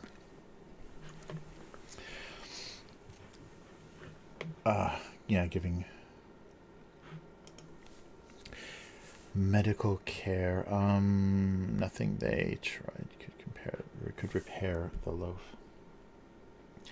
The Band-Aid hanging off the side. Oh, hey. Have a good lunch, Chris. Thanks for hanging around. Oh, flesh wound is good too. Yeah, fresh. We gotta be careful with the R's and the L's. We gotta stop Asian hate. Right, Chris? Stop Asian hate. The Asians hate us enough. Yeah, we're getting all the... So I guess that's why you're allowed to hate Asians in America, because they're giving us all the hate. They hate Americans here. So, but so see you on Friday, Chris. Oh,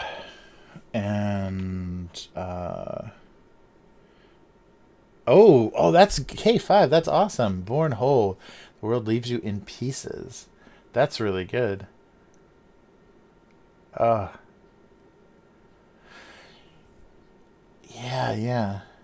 I'd like to do a loaf in a bag and have the slices laying around it. That would be good for the being born or baked whole, and then having your life in pieces. Oh, that's really good. I like that. Oh yeah, no, I'm just joking. Yeah, it's fresh, fresh bread. Yeah, no, I was just teasing about the RL thing. Yeah, because Sedona said rye there, and so it was just two RL switches, which is really funny. The literally there is no difference, like in Japanese. I'm not sure about Chinese or Korean or whatever. but literally there is no difference between R and L. Like it's the same sound because it's just this kind of sound in between both. So almost like a D. It's almost like more like a D sound. So not only is it hard to say, it's hard to hear. So when you're even someone that speaks, even a Japanese person that speaks really good English, spelling, they'll say, is that with an R or an L? Does that, like, if you say really or, reliable or something, they will, unless they're really familiar with the word, they'll be like, I have no idea, like, what's an L and what's an R. But even if they can pronounce it pretty well, it's very interesting. I keep running into that. It's just a funny, kind of quirk of the two languages. Is how distinctively we say, or how differently we say. Well, how not that distinctly we, like in American English, especially, we say R and L, but maybe like a Spanish R or whatever has more distinction. And that's right, and the L is like totally, it's different. It's funny if you duct tape it's that would be good. Duct tape the bread. That would be a good visual too. Is a loaf of bread, slices of a loaf of bread, but yeah, there's just like duct tape wrapping the like mummy style or like patchwork style, connecting all the slices back together. But the thing, so me joking about that, being hate, Asian hate or offensive or whatever. The funny thing is that's not, it's a kind of a sensitivity maybe that's frustrating and makes Japanese people more shy about speaking English because that's always going to be a common mistake, but it's not an insult. Like they don't feel that's a they don't have a sensitivity to it as far as like racially or whatever. So it's funny that Asian Americans are in a very different situation because their sensitivities are very very different from actual Asians, and actual Asians are full of so much of their own hate that it doesn't even matter. All right. So nothing they tried could repair the love. Well, okay, we'll see. We'll see. This is going to be the good. This has to be a good one though. So the reinforcements was good. Oh yeah. So in those, like, especially in '80s movies, like with the goofy Asian character, when they see those movies in Asia, it's not insulting, and it's it's funny. It's like a common acknowledged thing. But I guess because in America, there's not, there's you're fighting for status, and anything that could undermine any group is harmful. So that's why it's all about walking on eggshells. Yeah, it was super common in 80s comedies, I remember. Oh yeah, that reminded me. Yeah, I just watched I was watching stuff on Criterion, and I rewatched. I mean, I think I saw it. It was like one of those movies that was like always on cable or whatever, like in the early HBO days and stuff. But the 1970 version of MASH, so the original Robert Altman? Yeah, Robert Altman movie that was based on the book that sorry, that the TV show was based on. So that super long running TV show was based on the movie. I guess came from the popularity of the movie that was based on a book about the Korean War, about a MASH unit, a medical unit in the Korean War. And that show always depressed the hell out of me when I was a kid, because it was supposed to be a comedy, but there was a lot of serious stuff in it. And just the fact that it was all monotone, like they shot it, so it's supposed to look like a forested or kind of jungle area in Korea. Everyone's wearing green fatigues, and the tents are green, and everything is just like this weird monotone, weird 70s, I guess it was 80s TV looking thing, and I think they shot it on film. So as a kid, that show always depressed the hell out of me. I don't know why, but that weird, like, only one color of the show, it just had such a strange look compared to other TV shows. Everything was just so green. And but rewatching that original movie, the obvious, like, Robert Altman thing of him letting people talk over each other, like even worse than like a Howard Hawks movie or like an old, like a '40s movie. Like, people are literally, you can't understand what they're saying because they're yelling over each other and talking at the exact same time. And I guess it's kind of naturalistic, but it also makes it kind of like, funny and tense or whatever. They use it as kind of a gag. But I was surprised how, I didn't remember that movie, and it is just a comedy. Like, there's a couple of like it was just, I was surprised how much it reminded me of like Animal House, or like a just a goofy comedy. And it didn't have, the TV show had a lot of like weird serious moments, and they would comment on the war, or there would be these like difficult situations, like racism, or the plight of the the South Korean population or whatever. There would be some kind of moral judgments or whatever, but this was just really, really goofy, and it had a pretty amazing cast. Like, it was like Robert Duvall, and I'm gonna think about everybody's. I'll not be able to remember anybody's names, but there's a lot of very famous actors at that time playing those roles. And it was just weird. The tone of it really surprised me. I completely forgot. It's just goofy, and the kind of hotshot doctor thing is weird, and they do the weird thing. So they have to go to mainland Japan to a base in American military base in Japan to do some surgery. There's some like request, and they do a lot of really weird Asian humor, like a lot of gong sounds. Like, every time they open a scene or there's some joke or whatever, there's always like an Asian gong sound and stuff. So there was like, the humor was really weird and not very sophisticated or all that interesting, and just a lot of weird drug references, but not very funny. Like, there was just like, there were just weird things that they attributed to.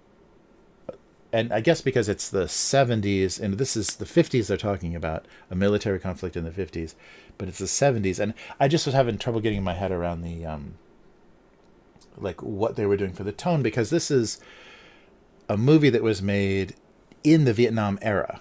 Like, Vietnam is still going on, right? And it's a funny military story about 50s. So back when America still like had their weird legitimacy, like coming off of World War II, like Vietnam hadn't happened yet, but in the world of that movie, it was in the, we were in the middle of Vietnam, and changing our thinking about American military power and the role of that in the world. And it's just weird. I was having a lot of trouble like figuring out like who who was enjoying this, and why did it make like one of the most popular television shows ever. And it was really weird, but it's definitely an artifact. Yeah.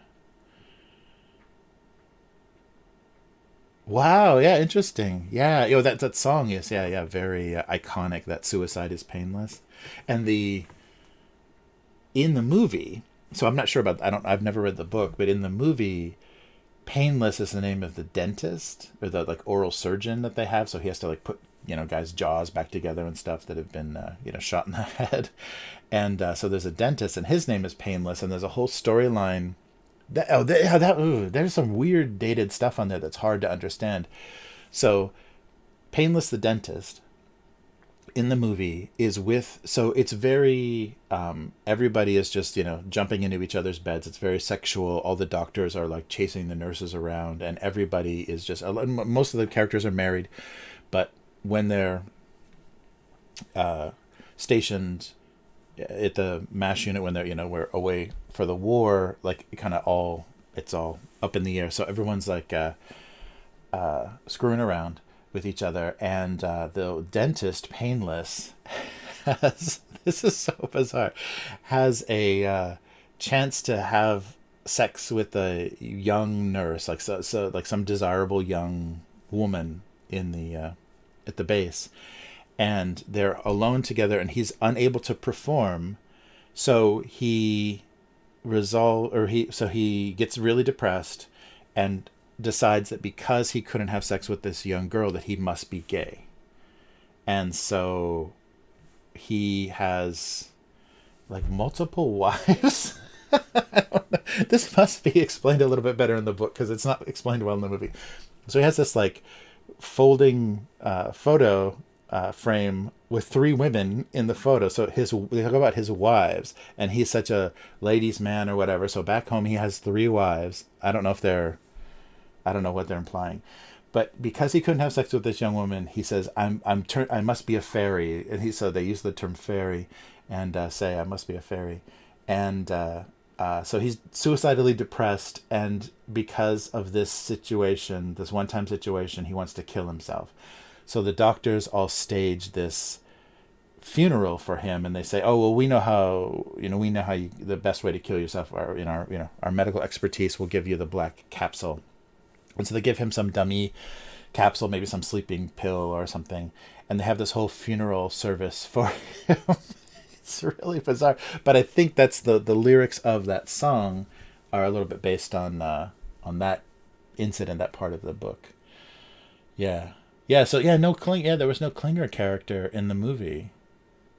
Yeah. So there wasn't anybody, and because the movie takes place over just a shorter amount of time, but it's just focused on the doctors and their kind of interaction, their shenanigans with everything. But it feels very Animal House in the way that they're kind of pulling pranks, and there's a football game. I totally forgot a lot of the incidences. But things like the painless wanting to commit suicide really stands out as a very different. They are. If the book, I don't know when the book was written, but if it was actually written about the Korean War, it's in the 50s. It's a very different time. In the 70s, that's still a more different time. And then 2020, you're much further away from like the context of that. And I was really having trouble getting my head around like this wacky military thing. But I guess in the 70s though, like we had like Hogan's Heroes and stuff, the wacky prisoner of war camp in Nazi Germany. So I guess that was an aesthetic. I guess that was a thing, the war generation, the like my grandparents' generation that served during World War II. Their kids didn't have such a heavy, they wanted to lighten the opinion of they could make fun of those sort of situations, so they would have things like Hogan's Heroes was a thing. But yeah, so the tone of MASH was very confusing because I think it was, but this was before the full, so you have MASH and you have this thing about the Korean War, but then the full impact of the Vietnam War kind of, if you think about all the movies made about Vietnam, there are no Vietnam. I mean, maybe Good Morning Vietnam, the Robin Williams movie. There's like not a lot of Vietnam comedies. There were some mostly really dark movies. So MASH has it's a very funny artifact of that time. I can't understand, but it's so familiar. That's the thing that was so strange is that story, and especially the TV show, is super familiar. Like those characters and some of the drama on the TV show, the death of one of the characters, one of the major, like the commanding officers, I think, dies in a helicopter. His helicopter was shot down, and then there's the famous story of the chicken on the bus. Like there's the North Korean forces or Chinese forces or whoever, are looking for people, and they're hiding. I think it's on a bus, and the character's memory is that there was a chicken that wouldn't stop making noise, and so the mother I already gave it away. The woman holding the chicken strangles the chicken to keep it quiet, but then the more he thinks about it, he's like, no, it wasn't a chicken, it was a baby. Yeah, so the memory of a mother strangling her child to keep the baby quiet because of they were hiding from soldiers. So that's famously in the TV show, not in the movie. The movie is totally a screwball, wacky comedy Yeah, it's very funny. Very crazy.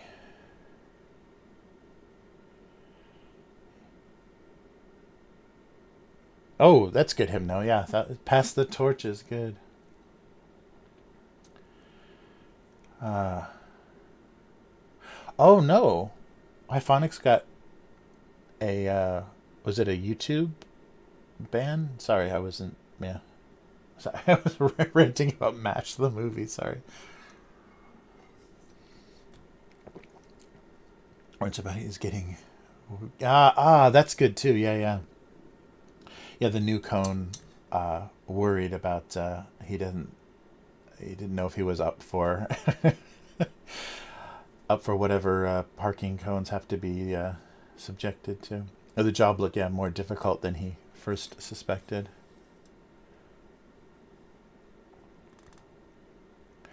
Oh wow.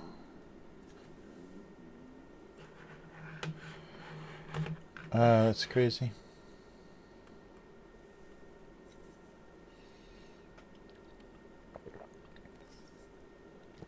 Yeah, yeah.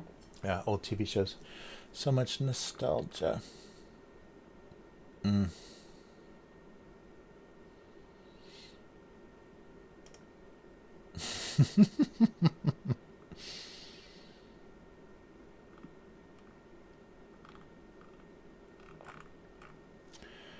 Wow.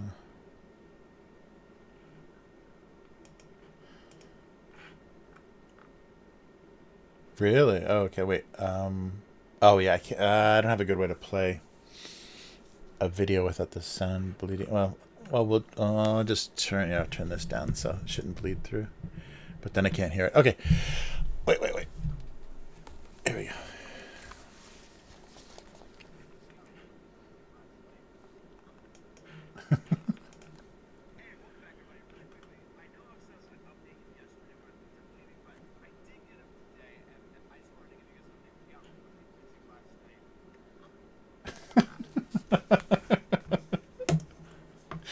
Nice.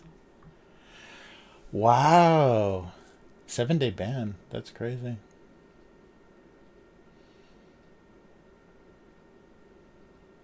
Wow. That's so messed up. Yeah, I can't believe there's a hot tub swimming pool category now on Twitch. Lovely. Yeah, Twitch really wants to just be a game streaming platform and amateur strip club channel. If they could get away with it. Oh man.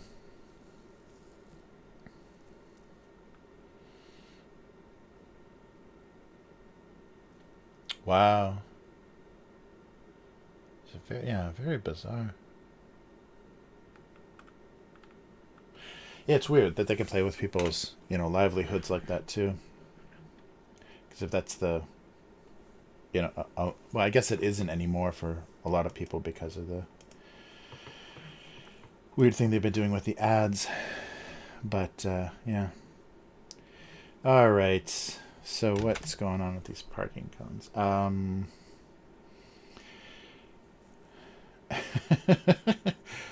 Imagining, or just different life experience. Yeah, kind of talking about, and obviously they hadn't had the same.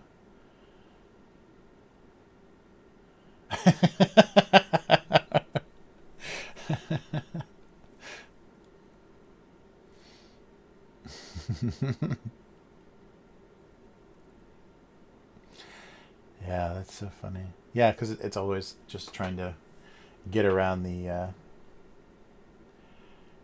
whatever rules. It's like, okay, so you can't wear lingerie, but if you are in water, you could wear a swimsuit, and a swimsuit, can be a two-piece. So you're basically wearing lingerie.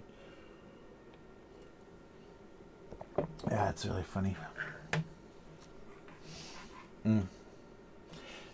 Yeah, I don't know. Having two daughters, it's a very difficult. subject because you can't.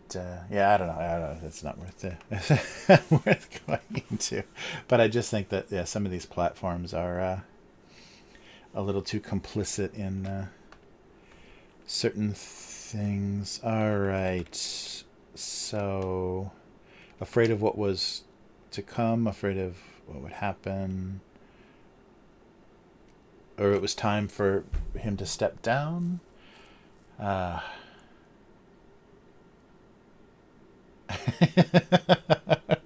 Yes, definitely. That is tax deductible. It's a work expense to have a hot tub installed. But that's the funny thing is like live streaming in a hot tub. Like, how long do you have to sit in a hot tub? That could be punishing. Yeah, to be in water that long.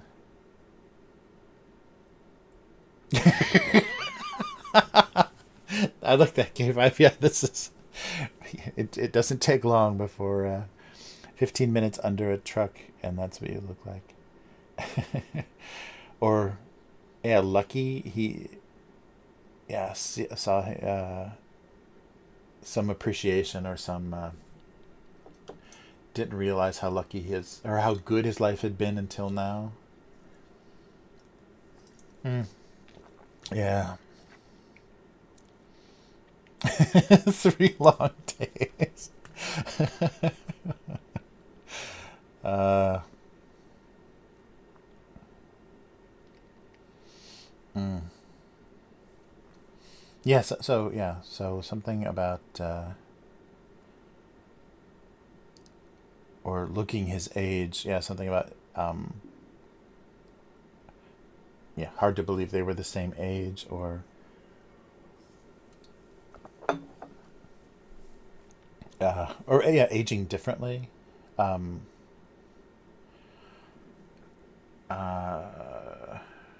so life circumstances, some things in life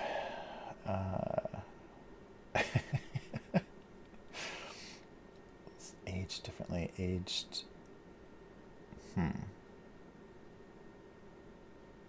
Or something about harder life. Yeah, I like the speed of it is very funny. Yeah, it happening that fast.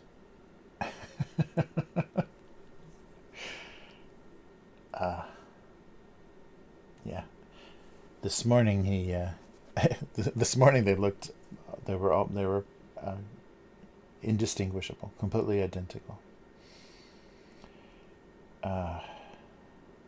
But the work week, yeah, was harder on some.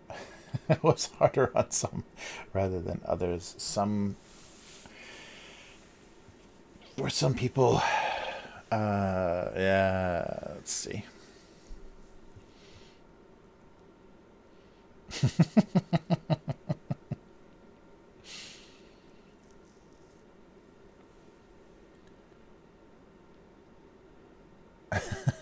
Yes. Yeah, what did I get myself into? Uh,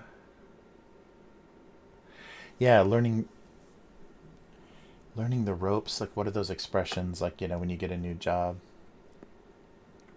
Yeah, on the job training, learning the ropes. Hmm.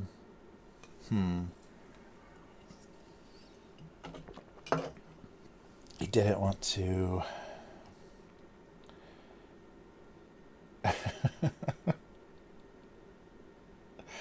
It was going to be fine.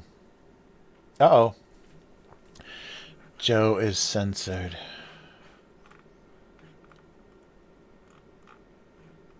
Mm. That's good, yeah. Spent a surprising amount of time underneath the truck. Um,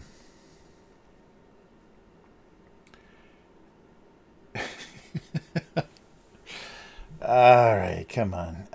So a faded, demolished parking cone. So felt like he was looking into the future.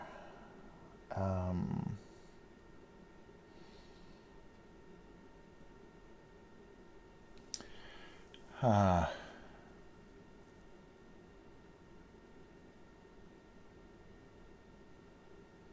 Oh yeah, maybe I didn't see any censored message, Joe. I went back through. Yeah, chat's acting weird though. I don't know what's going on. Yeah, because it's finally showing up.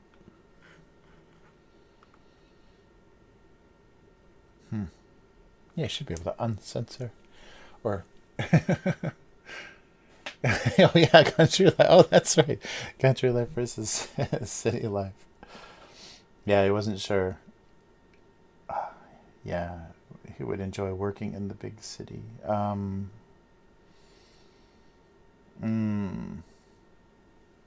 yeah, so if it's generation, oh yeah, well, yeah, it could be just the uh, harder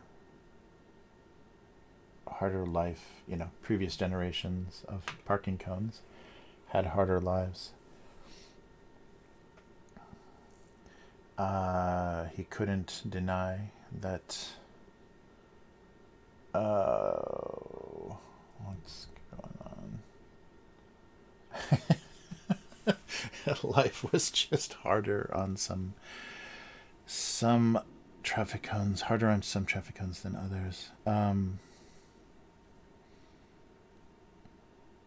Yeah, so looking into the future or seeing his future or having avoided all of that. Ah, his F word. Oh, that's funny. Oh, it censored. Oh, that's really funny. It put the asterisks in. Weird. Yeah, I didn't know YouTube did that. Yeah, it put asterisks in the F word. Yeah, is YouTube getting more sensitive to that? Because I've seen a lot of people now. I haven't been very careful on either channel for the live streaming about not swearing, but a lot of people are censoring out F words or being very cautious, like telling people not to. Yeah, right. That's good. Making the same money. Ah, that's really good. Making the same.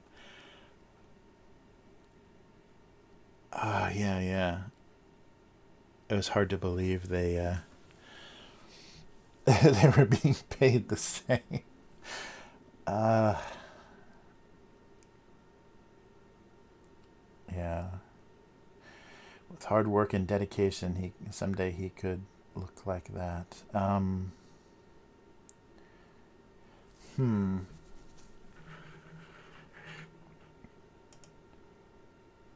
Is this where the yeah, that's where the eyes are. So should he be looking at this guy? Does that might make more sense? Yeah, he's looking at him and thinking something, as opposed to just staring straight ahead.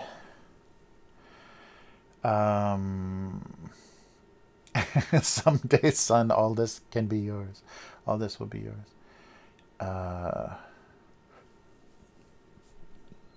Hmm.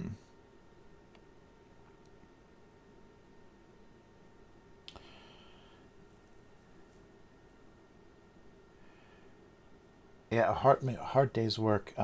He was suddenly very afraid of a hard day's work.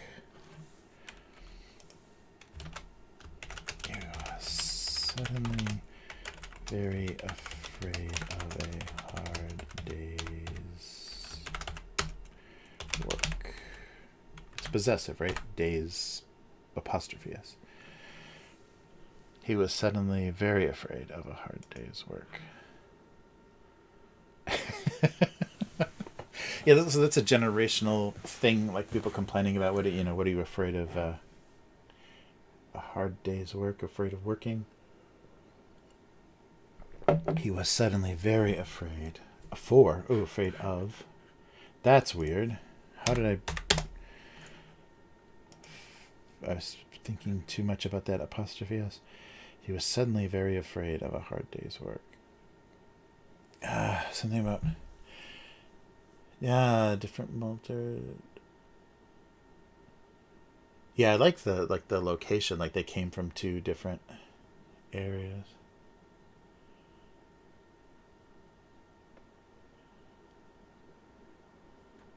Yeah, yeah. So yeah, maybe he had just been sitting in a nice shady parking garage and suddenly got worried about being out on the highway, being run over all day. He was suddenly very afraid of a hard day's work. Something, yeah, something like that, because that's a generational thing. Not working. Yeah, there was something I just read about. I don't know if it must have been in the U.S., but they're having trouble staffing or having trouble filling fast food jobs. Like they're understaffed and people are like not coming to work anymore, so that they're having staffing problems. That would be weird because that'll be a big push if kind of the low skill jobs stop being filled, like people stop needing those or wanting to work those, then they're going to start automating that stuff. So it's going to be like, touch screens everywhere. There'll only be somebody that comes in and like stocks the burger dispenser, and then you just touch a screen. Yeah, hard days work. That is such a generational thing. I think that works. So tired. Tired. Yeah, tired. Yes. Oh, he meant when he said he felt tired. He suddenly understood, yeah, what truly being tired meant. What it meant to be truly tired. Tired. I don't know. Yeah, that's good. Why he looks so tired? Because he was tread on. Because he was run over. Yeah, tired is good. Yeah, I don't know. That's good though. I like that. That's very funny.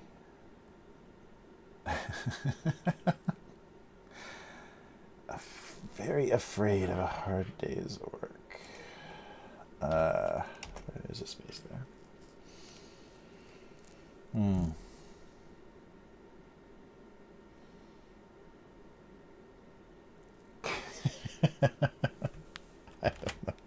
What's the other one? Is this even gonna work? Nothing they tried could repair the loaf. Yeah.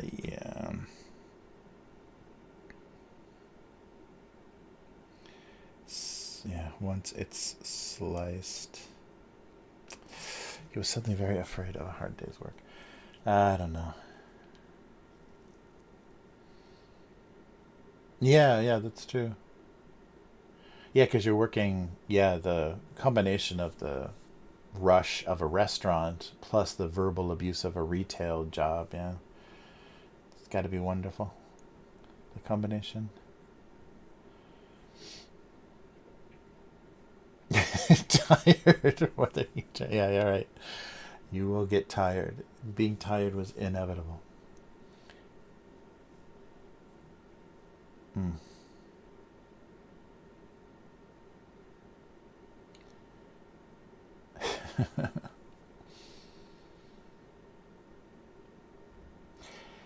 Yeah.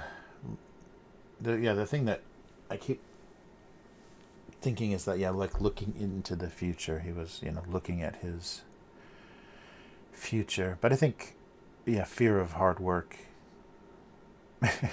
makes sense too. But I think that's true. There's a lot of people that are just beginning careers that are looking at how companies or different careers or different industries, like, treated their parents or their uncles or even their grandparents, and the minimal reward, the minimal, uh, satisfaction or retirement or anything they got out of it. Like they gave their lives to a company, to a job, and the reward is, not great. So it kind of undermines your, yeah, you kind of wanted to, to dedicate yourself to anything because it seems very pointless. Yeah, I think there's definitely a problem with that here because I don't think North America has the same kind of thinking. People make their own careers and lives, and they're much more independent and able to not rely on any one company or any one source of income or whatever. And but here there's still like crazy dedication and loyalty, kind of required loyalty to a company. Like moonlighting, the working two jobs at the same time is not acceptable. You'll be fired if they find out you're working, or even like doing freelance or some other contract work while you're an employee of a company. They'll just fire you. It's not even negotiable. So yeah, that's very different. So I think a lot of the younger generation are not seeing a lot of hope in their future's retirement. Nice. The tire gag is good. Yeah, I never worked. I had worse work than fast food. It was always dirtier, more horrible work than fast food. But yeah, I worked at restaurants, but never worked fast food. So like in the dishwashing or working in the kitchen. So that was always crazy. I can't imagine doing that older than like your 20s or 30s, the restaurant work, because it's so stressful and so much energy, and you're like done like 1 a.m. you're done working, and so yeah, you got just nothing left every single night. All right. Yeah, I guess I'll go with that hard day's work. It's getting the generation thing across, and I think that is, yeah, I don't know. Nothing they tried could repair the loaf. They didn't try much. They tried Band-Aids. Yeah, the thing. So I worked at I worked in the cinema in a mall, and the smell of the food court coming in there, that kind of stuff. So I can't imagine how depressing that is. Like the smell of McDonald's must just be like it must really weigh heavy. That was the thing about the restaurant work though too, is they would give you free food, like they would cook lunch for you. Sorry, when you came in, but because you smelled the kitchen and you saw like how they treated the food and things, you knew the overall cleanliness of everything. It wasn't super appetizing. You didn't really want to eat there. Sorry, what's going on with my voice? Sorry, let me just get some tea. I'm pouring tea off camera. That's that sound.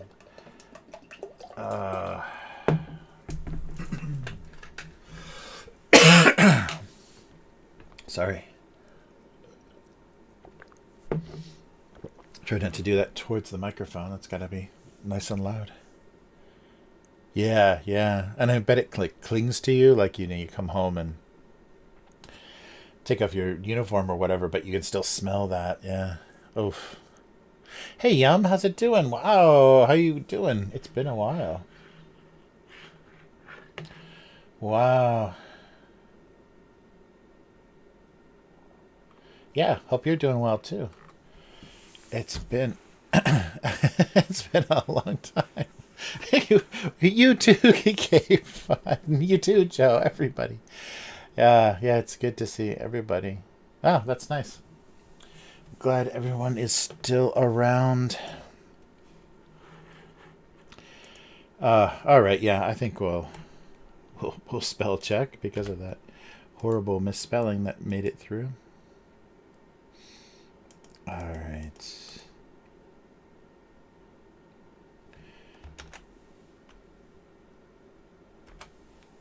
And let me just save these while I'm thinking of it. And then we'll do some convenience store. Yeah, actually I have two things we can do, so that might be fun. There's one weird one. So the one that that I put in the Twitter thing is a real standard snack, but there's another weird thing that I found that Might be fun as well.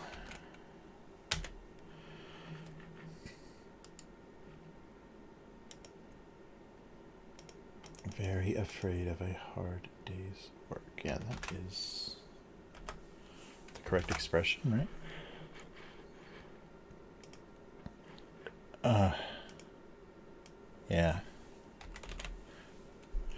Yeah, I wish I had a beer for the one snack though. It's very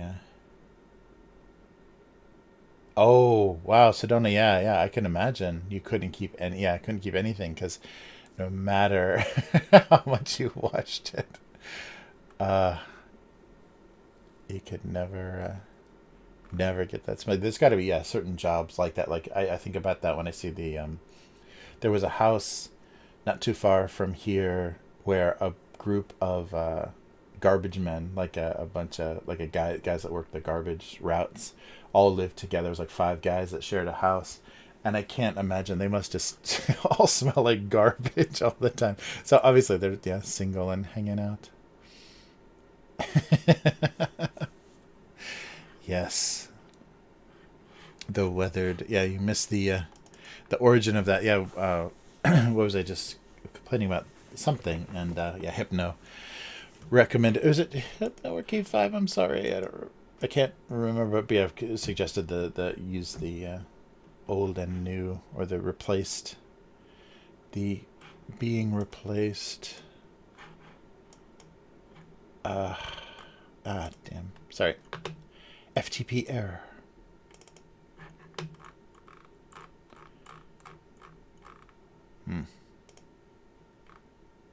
Weird.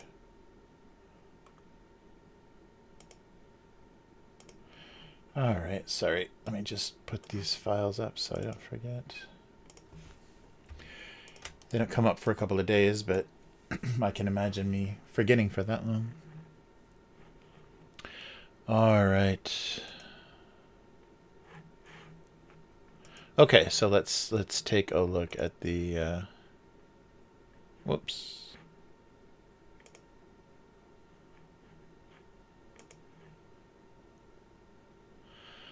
Sorry, I'm trying to get the chat. There it is. The chat to come back up. Yes, it was Hypno. Yes, thank you. That's right. Yeah, that was good. Good inspiration. I was like stumbling. It took me a while though to think of something that would be a good, good old and new. But yeah, parking cone is a good suggestion because it can be very damaged. Oh yeah, a tire shop. Yeah, the smell of tires too. Yeah, I sold tires for a while. The smell of tires. Oh man. All right. So let me see if I can get this to work here. Yeah, that's really weird. All right. Oh, well, we're in a candy shop and we're not eating candy. Oh, I guess I can go. Didn't I have a bar in here somewhere? Oh, here we go. Yeah, we're eating bar snacks. So here's a bar. Okay, so I wish I had something better to drink with these. So in the the little Twitter announcement I mentioned Kratz. So this is a super common snack here. I don't think I've had these. I haven't eaten these on stream before, but I walk by these all the time when I'm looking for something. So Kratz, I think the idea is cracker pretzel. So the first part of cracker, the end of pretzel or because there's a brand, I think it's the same company. Yeah, I think it's the same company. There's a snack called Pretz. So it's taking the EL off of pretzel. So there's a Pretz snack. It's like one of those it's like a cracker stick instead of Pocky is like a cookie stick. It's like a cracker stick called Pretz. So I think this is their brilliant idea of a cracker pretzel thing called Kratz. It's a really terrible name. Oh, but it shows you where to open it too. So the thing I liked about the front is obviously it's a beer snack because there's a giant beer on the front. Crackers. Yeah, why didn't they? Why didn't they just call it crackers? Yum. You gotta work here. You gotta get a job. Crackers. Naming things. All right, but I love the endorsement here. So that wasn't on cam. 90% of beer drinkers, recommend this snack. They like this snack. So this is bacon, pepper bacon flavor. But the thing that was odd about it says pepper bacon. There's a little peppery bacon over here. But the other thing that I noticed, it says almonds in it as well. So pepper bacon, pretzel crackers, and almonds. So yeah, we'll see how that goes. Yeah, so roasted almonds in the mix there. And there's another little. This is how lovely they look on a plate. Yeah, I haven't ever seen these in a bar as a snack. I think this is just like a convenience store. Bars usually have better snacks than these. So let's see what pepper bacon pretzel crackers with almonds are like. Kratz. Yeah, this is a lot of like cheese snacks. Like I said, there's a ton of beer snacks, of drinking bar snacks. Oh yeah, they're it smells good. It smells like black pepper and bacon. It's smaller than I thought. I thought they were going to be like bigger kind of pretzel nubs, those kind of like, little chopped up pretzel rods. They're tinier than that. And drunk people. Yes. Trying to get something in their stomach they've eaten. Yeah, so it's super, flavor. Whoa, there's the pepper. Flavor on the outside, kind of powdery snack. So what are these like? Yeah, they're just like those little pretzel pieces. Is there something in the U.S. these are like? Oh, it's weird. There's an almond. Oh, yeah. That's weird. So the almonds are very roasted. Ooh.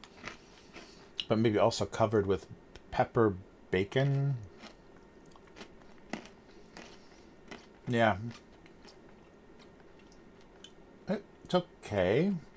It's kind of like you're eating from two separate bowls of snacks at a bar. Eating pretzels and then nuts at the same time. Yeah, the almonds aren't coated with anything specifically, so they're just like plain roasted almonds. But just being in the vicinity of these little pretzel bits, they're really hard. They're not like pretzels. They're more like cracker pretzels. They're really dense, so they're not. They're made like this, so they don't taste like little, pieces of cut up pretzel. What is the snack that's like this? Pretzels and pepper. Yeah, it's good. It's a good combination. It probably is pretty close to a dog treat. It definitely smells like dog treat. Maybe pepper isn't dog's favorite flavor, but the bacon part of it definitely smells like a dog treat. Mmm. Yeah, and they're pretty salty, so it's definitely making me thirsty for beer. Yeah, it's a perfect match though for it's one of those snacks that as you're eating it, it'll just make you drink more. In this case, tea. Yeah, not a good combination. Yeah, I'm trying to think if there's a snack in the U.S. Those little that's those like Snyder pretzel bits or whatever. Those sometimes they have like chocolate or something on them, but the ones that aren't sweet are more like this.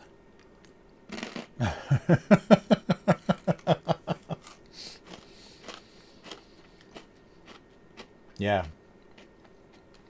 If your dog liked pepper, I think they could probably enjoy this snack. Well, they're pretty much exactly what I thought they would be, and would be much better with beer. And they're in a resealable bag. That's funny. So, okay, the almonds weren't too strange. Yeah, it's almost exactly... I could imagine them doing like a mustard flavor or, something that, match the pretzel taste too. Yeah, the fake bacon is not... Yeah, it is kind of dog snack flavor. 90% of drunks approve. This says... Is good. Will you buy me another round? Okay. So let's go from savory alcoholic snacks to something really bizarre that I don't know. I don't know I'm really curious about what this is going to taste like and what the gimmick is. Oh, so we can. This is kind of candy. So here, let's switch back. So this was our serious bar snack, and let's go back to the dagashia. So here we go. This. Okay, wait a minute. I gotta cleanse the palate here. This is gonna be brutal. Mixing pepper bacon and this flavor is going to be really brutal. Okay, so this is another store brand snack from 7-Eleven, but it's apple pie style chocolate pieces, like these little, say these little like chocolate drop little tiny things, but there's a cross section here that you see it's apple pie inside, and here's a picture of an apple pie up here. Is it a Japanese style? Oh no, it's a slice of apple pie. So I don't know how this works because they don't look like chocolate. I think they're meaning like the little chocolate coated. There's chocolate coated raisins and peanuts and things here. So maybe they're imitating that. But it's apple pie, and I love the style, apple pie style chocolate. So what is apple pie style chocolate? Yeah, I'm really curious what this is going to be. Because it could be amazing if there's little apple pie like pieces inside. Yeah. So it's like a little coated, like a raisinette or something. Yeah, it has the look of like a chocolate covered raisin, but it's light. It's light colored. Oh, it's really good. It's really good. It's like a little. They Wow, there's cinnamon in there too. Wow, this is like this is the future. Like there will be no more baking of apple pies. They'll just give you one of these little drops and say, if you'd like to have apple pie for dessert, just eat this little pellet. It's amazing. It tastes like taking a bite out of an apple pie. That's crazy. So the outside coating, it's I don't think it's, maybe it's white chocolate. It's some kind of like coating. Yeah, they're very soft. And almost there's a little like chewiness, not chewiness, but a little different consistency inside. So maybe like they made some kind of, so it tastes like they coated something with an apple, like an apple flavored, like a cinnamon apple flavored kind of gummy thing, and then put something around that to taste a little bit like pie crust, and then coated all of it in some kind of white chocolate. Let me bite one in half. Yeah. So you can kind of see. Wow. So there's a lot going on in there. The center texture is kind of weird, but there's like pie crust, and there's cinnamony apple thing, and then the outside kind of white chocolate makes the whole thing, it sweetens the whole thing. It's really good. Really, really good.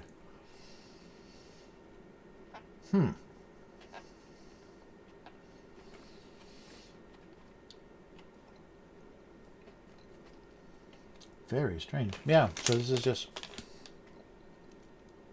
it's dried apple. I think it's, that's what the consistency of is. If you've ever had dried fruit, like a mango or whatever, it's dried apple. It's cinnamony dried apple with some kind of textury, like crumb thing or something that tastes like pie crust, covered in white chocolate, but not like real white chocolate, like very fakey white chocolate. Wow. Yeah. Yeah, warm. Oh yeah, a little bit warm. Yeah, that'd be good. Or eating these like with drinking coffee or hot tea or something would be really good. Yeah, the combination. Yeah, something warm would be a good combination. Yeah, I also have to save these and start heating these up. Yeah, it's dried apple inside. That's amazing. Yep. Dried apple, cinnamon, cocoa.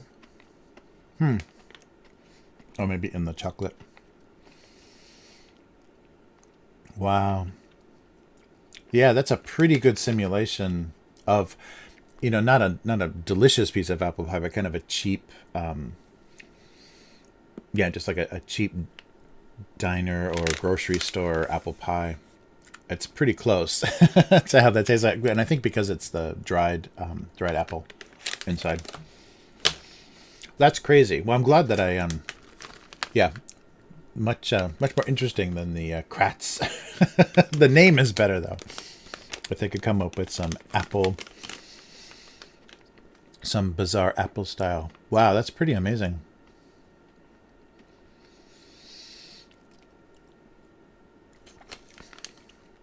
Wow.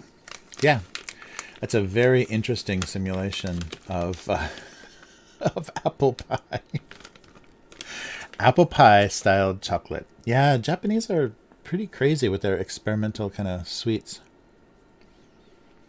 Yeah, I'll have to take a look. Because these little chocolates, there was another one. This was side by side with something else, and I can't remember what it was. But this sounded really interesting. The other one sounded like okay. I think it was like a Japanese dessert. It was like some kind of Japanese sweet. But that seriously tastes like apple pie. That's really strange. Yeah, it's almost like, because of the white chocolate, it's almost like apple pie with ice cream, with vanilla ice cream on top. Because the chocolate makes it so sweet. So apple pie pellets. Oh, peach cobbler would be amazing. Yeah, they could do that same thing. Yeah, put a little piece of dry peach in there. Yeah, isn't that crazy? That's the surprising thing. I mean, maybe not, this is definitely simulated bacon powder, dog snack style. But so often they'll put the real thing inside of a snack, like the real fruit or the real juice or something is much more common here. They don't do the simulate. I mean, for some cheap stuff, of course they do, but very often you'll get like real flavors of things, and it makes such a huge difference. Like, it tastes so much different. Yeah, these are crazy. Wow. So definitely try anything that is chocolate pretending to be something else, because it's a pretty convincing job. Yeah, it tastes like biting into a little apple pie snack, but it's almost that perfect combination of vanilla ice cream on top of pie. There's no heat, and the texture's, not quite there. That's crazy. Oh, pumpkin pie. Yeah, that would be great. Yeah, peach cobbler, though. I think Hypno's got something. Peach cobbler would be excellent. Oh, I haven't had peach cobbler in so long. That's crazy. Yeah, pies aren't that common here, so it's interesting that they did this. Because what they call a pie is more like it'll just be like a little filled, like a Hostess fruit pie, except with like a little lattice top on it. I mean, it'll be actual, fruit in there, the pieces of apple, or I think that's about all they do is apple. But yeah, it's very different. The pie is more like a fried thing, not a fried thing, but the yeah, it's different. It's just like it's on a pie crust, something that's baked. It's on a slice of pie. It's these little, I'm sure there's a word for it, but yeah, these little breads that are filled with apple, but usually apple and custard or something else and apple, not just apple. Not only apple pie, so a little bit strange. Wow. Ah, yeah. That's not a bad idea. Oh, wow.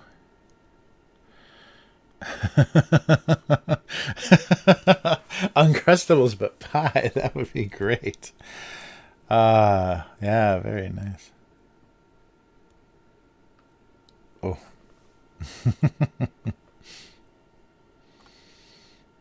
Mm.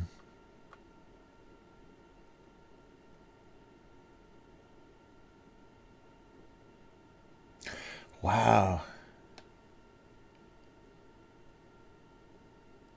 Yeah, I think I don't think the Seven and I Holdings in Japan is particularly a nice company.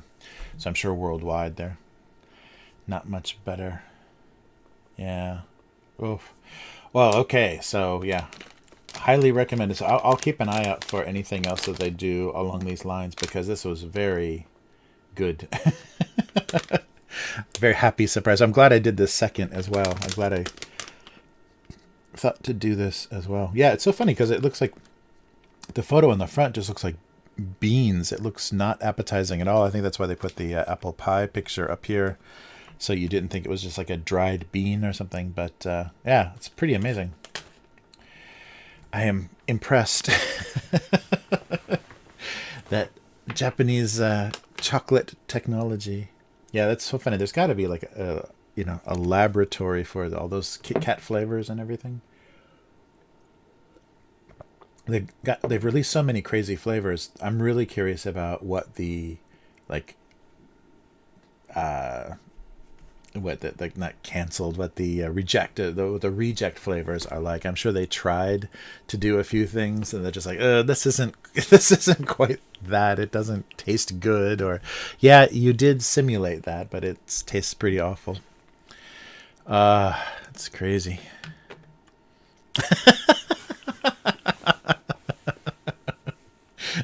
Confirmed. K5 has been confirmed high. It was the Uncrustables reference. Do you think that's where Uncrustables makes all their money? It's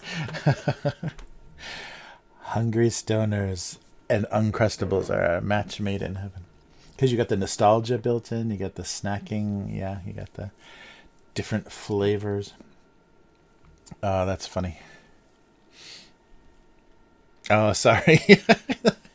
Everyone's gaining weight after watching me eat snacks. This is the last thing I ever thought I would do, is try Japanese snacks on television. I forget why I started doing that. Maybe just because I thought just drawing on the stream was too boring, and I always just got lunch. When I get back to the office, I always had just brought lunch, so I was like, oh, just buy something extra and then eat it on the stream. Yeah, it's funny. Yeah, right. 10% kids, 90% stoners. Nice. Well, sorry to make everybody hungry for tiny apple pie pellets.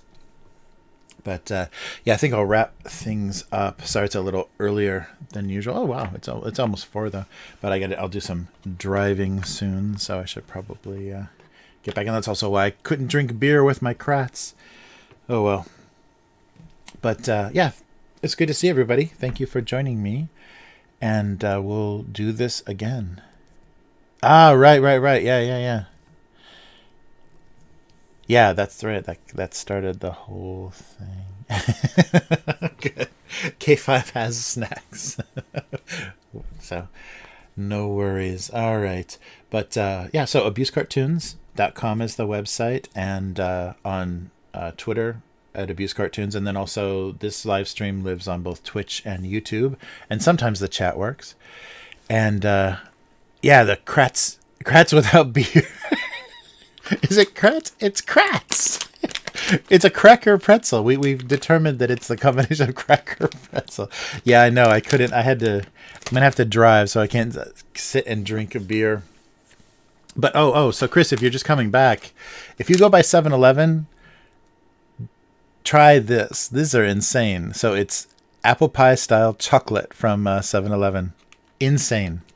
Insanely good. It tastes like a piece of apple pie with a little ice cream on top. All right. Yeah, so thanks to everyone. It's good to see everyone. Yum, it was good to see you. It's been a while. K5, I hope everything is going good. And yeah, we'll be in touch soon. Yeah, so Chris and I will do our Friday thing on the Upturned Table channel, the other channel. So Upturned Table is the gaming channel. And Abuse Cartoons will be back at this same time. So I guess I'm doing, Monday nights. It's almost like Monday midnight, East Coast time. So, yeah, I'll be back next week. And there's a Patreon. So if you'd like to support what's going on with this cartoon on Patreon, patreon.com/abusecartoons. I'll see everyone soon. So take care, and and we will do this again. And hopefully I can find something as fun to eat as those apple pie style chocolates. All right. So talk to you soon. Did my mouse die? No. Okay. So talk to you soon, and everyone take care. Goodbye.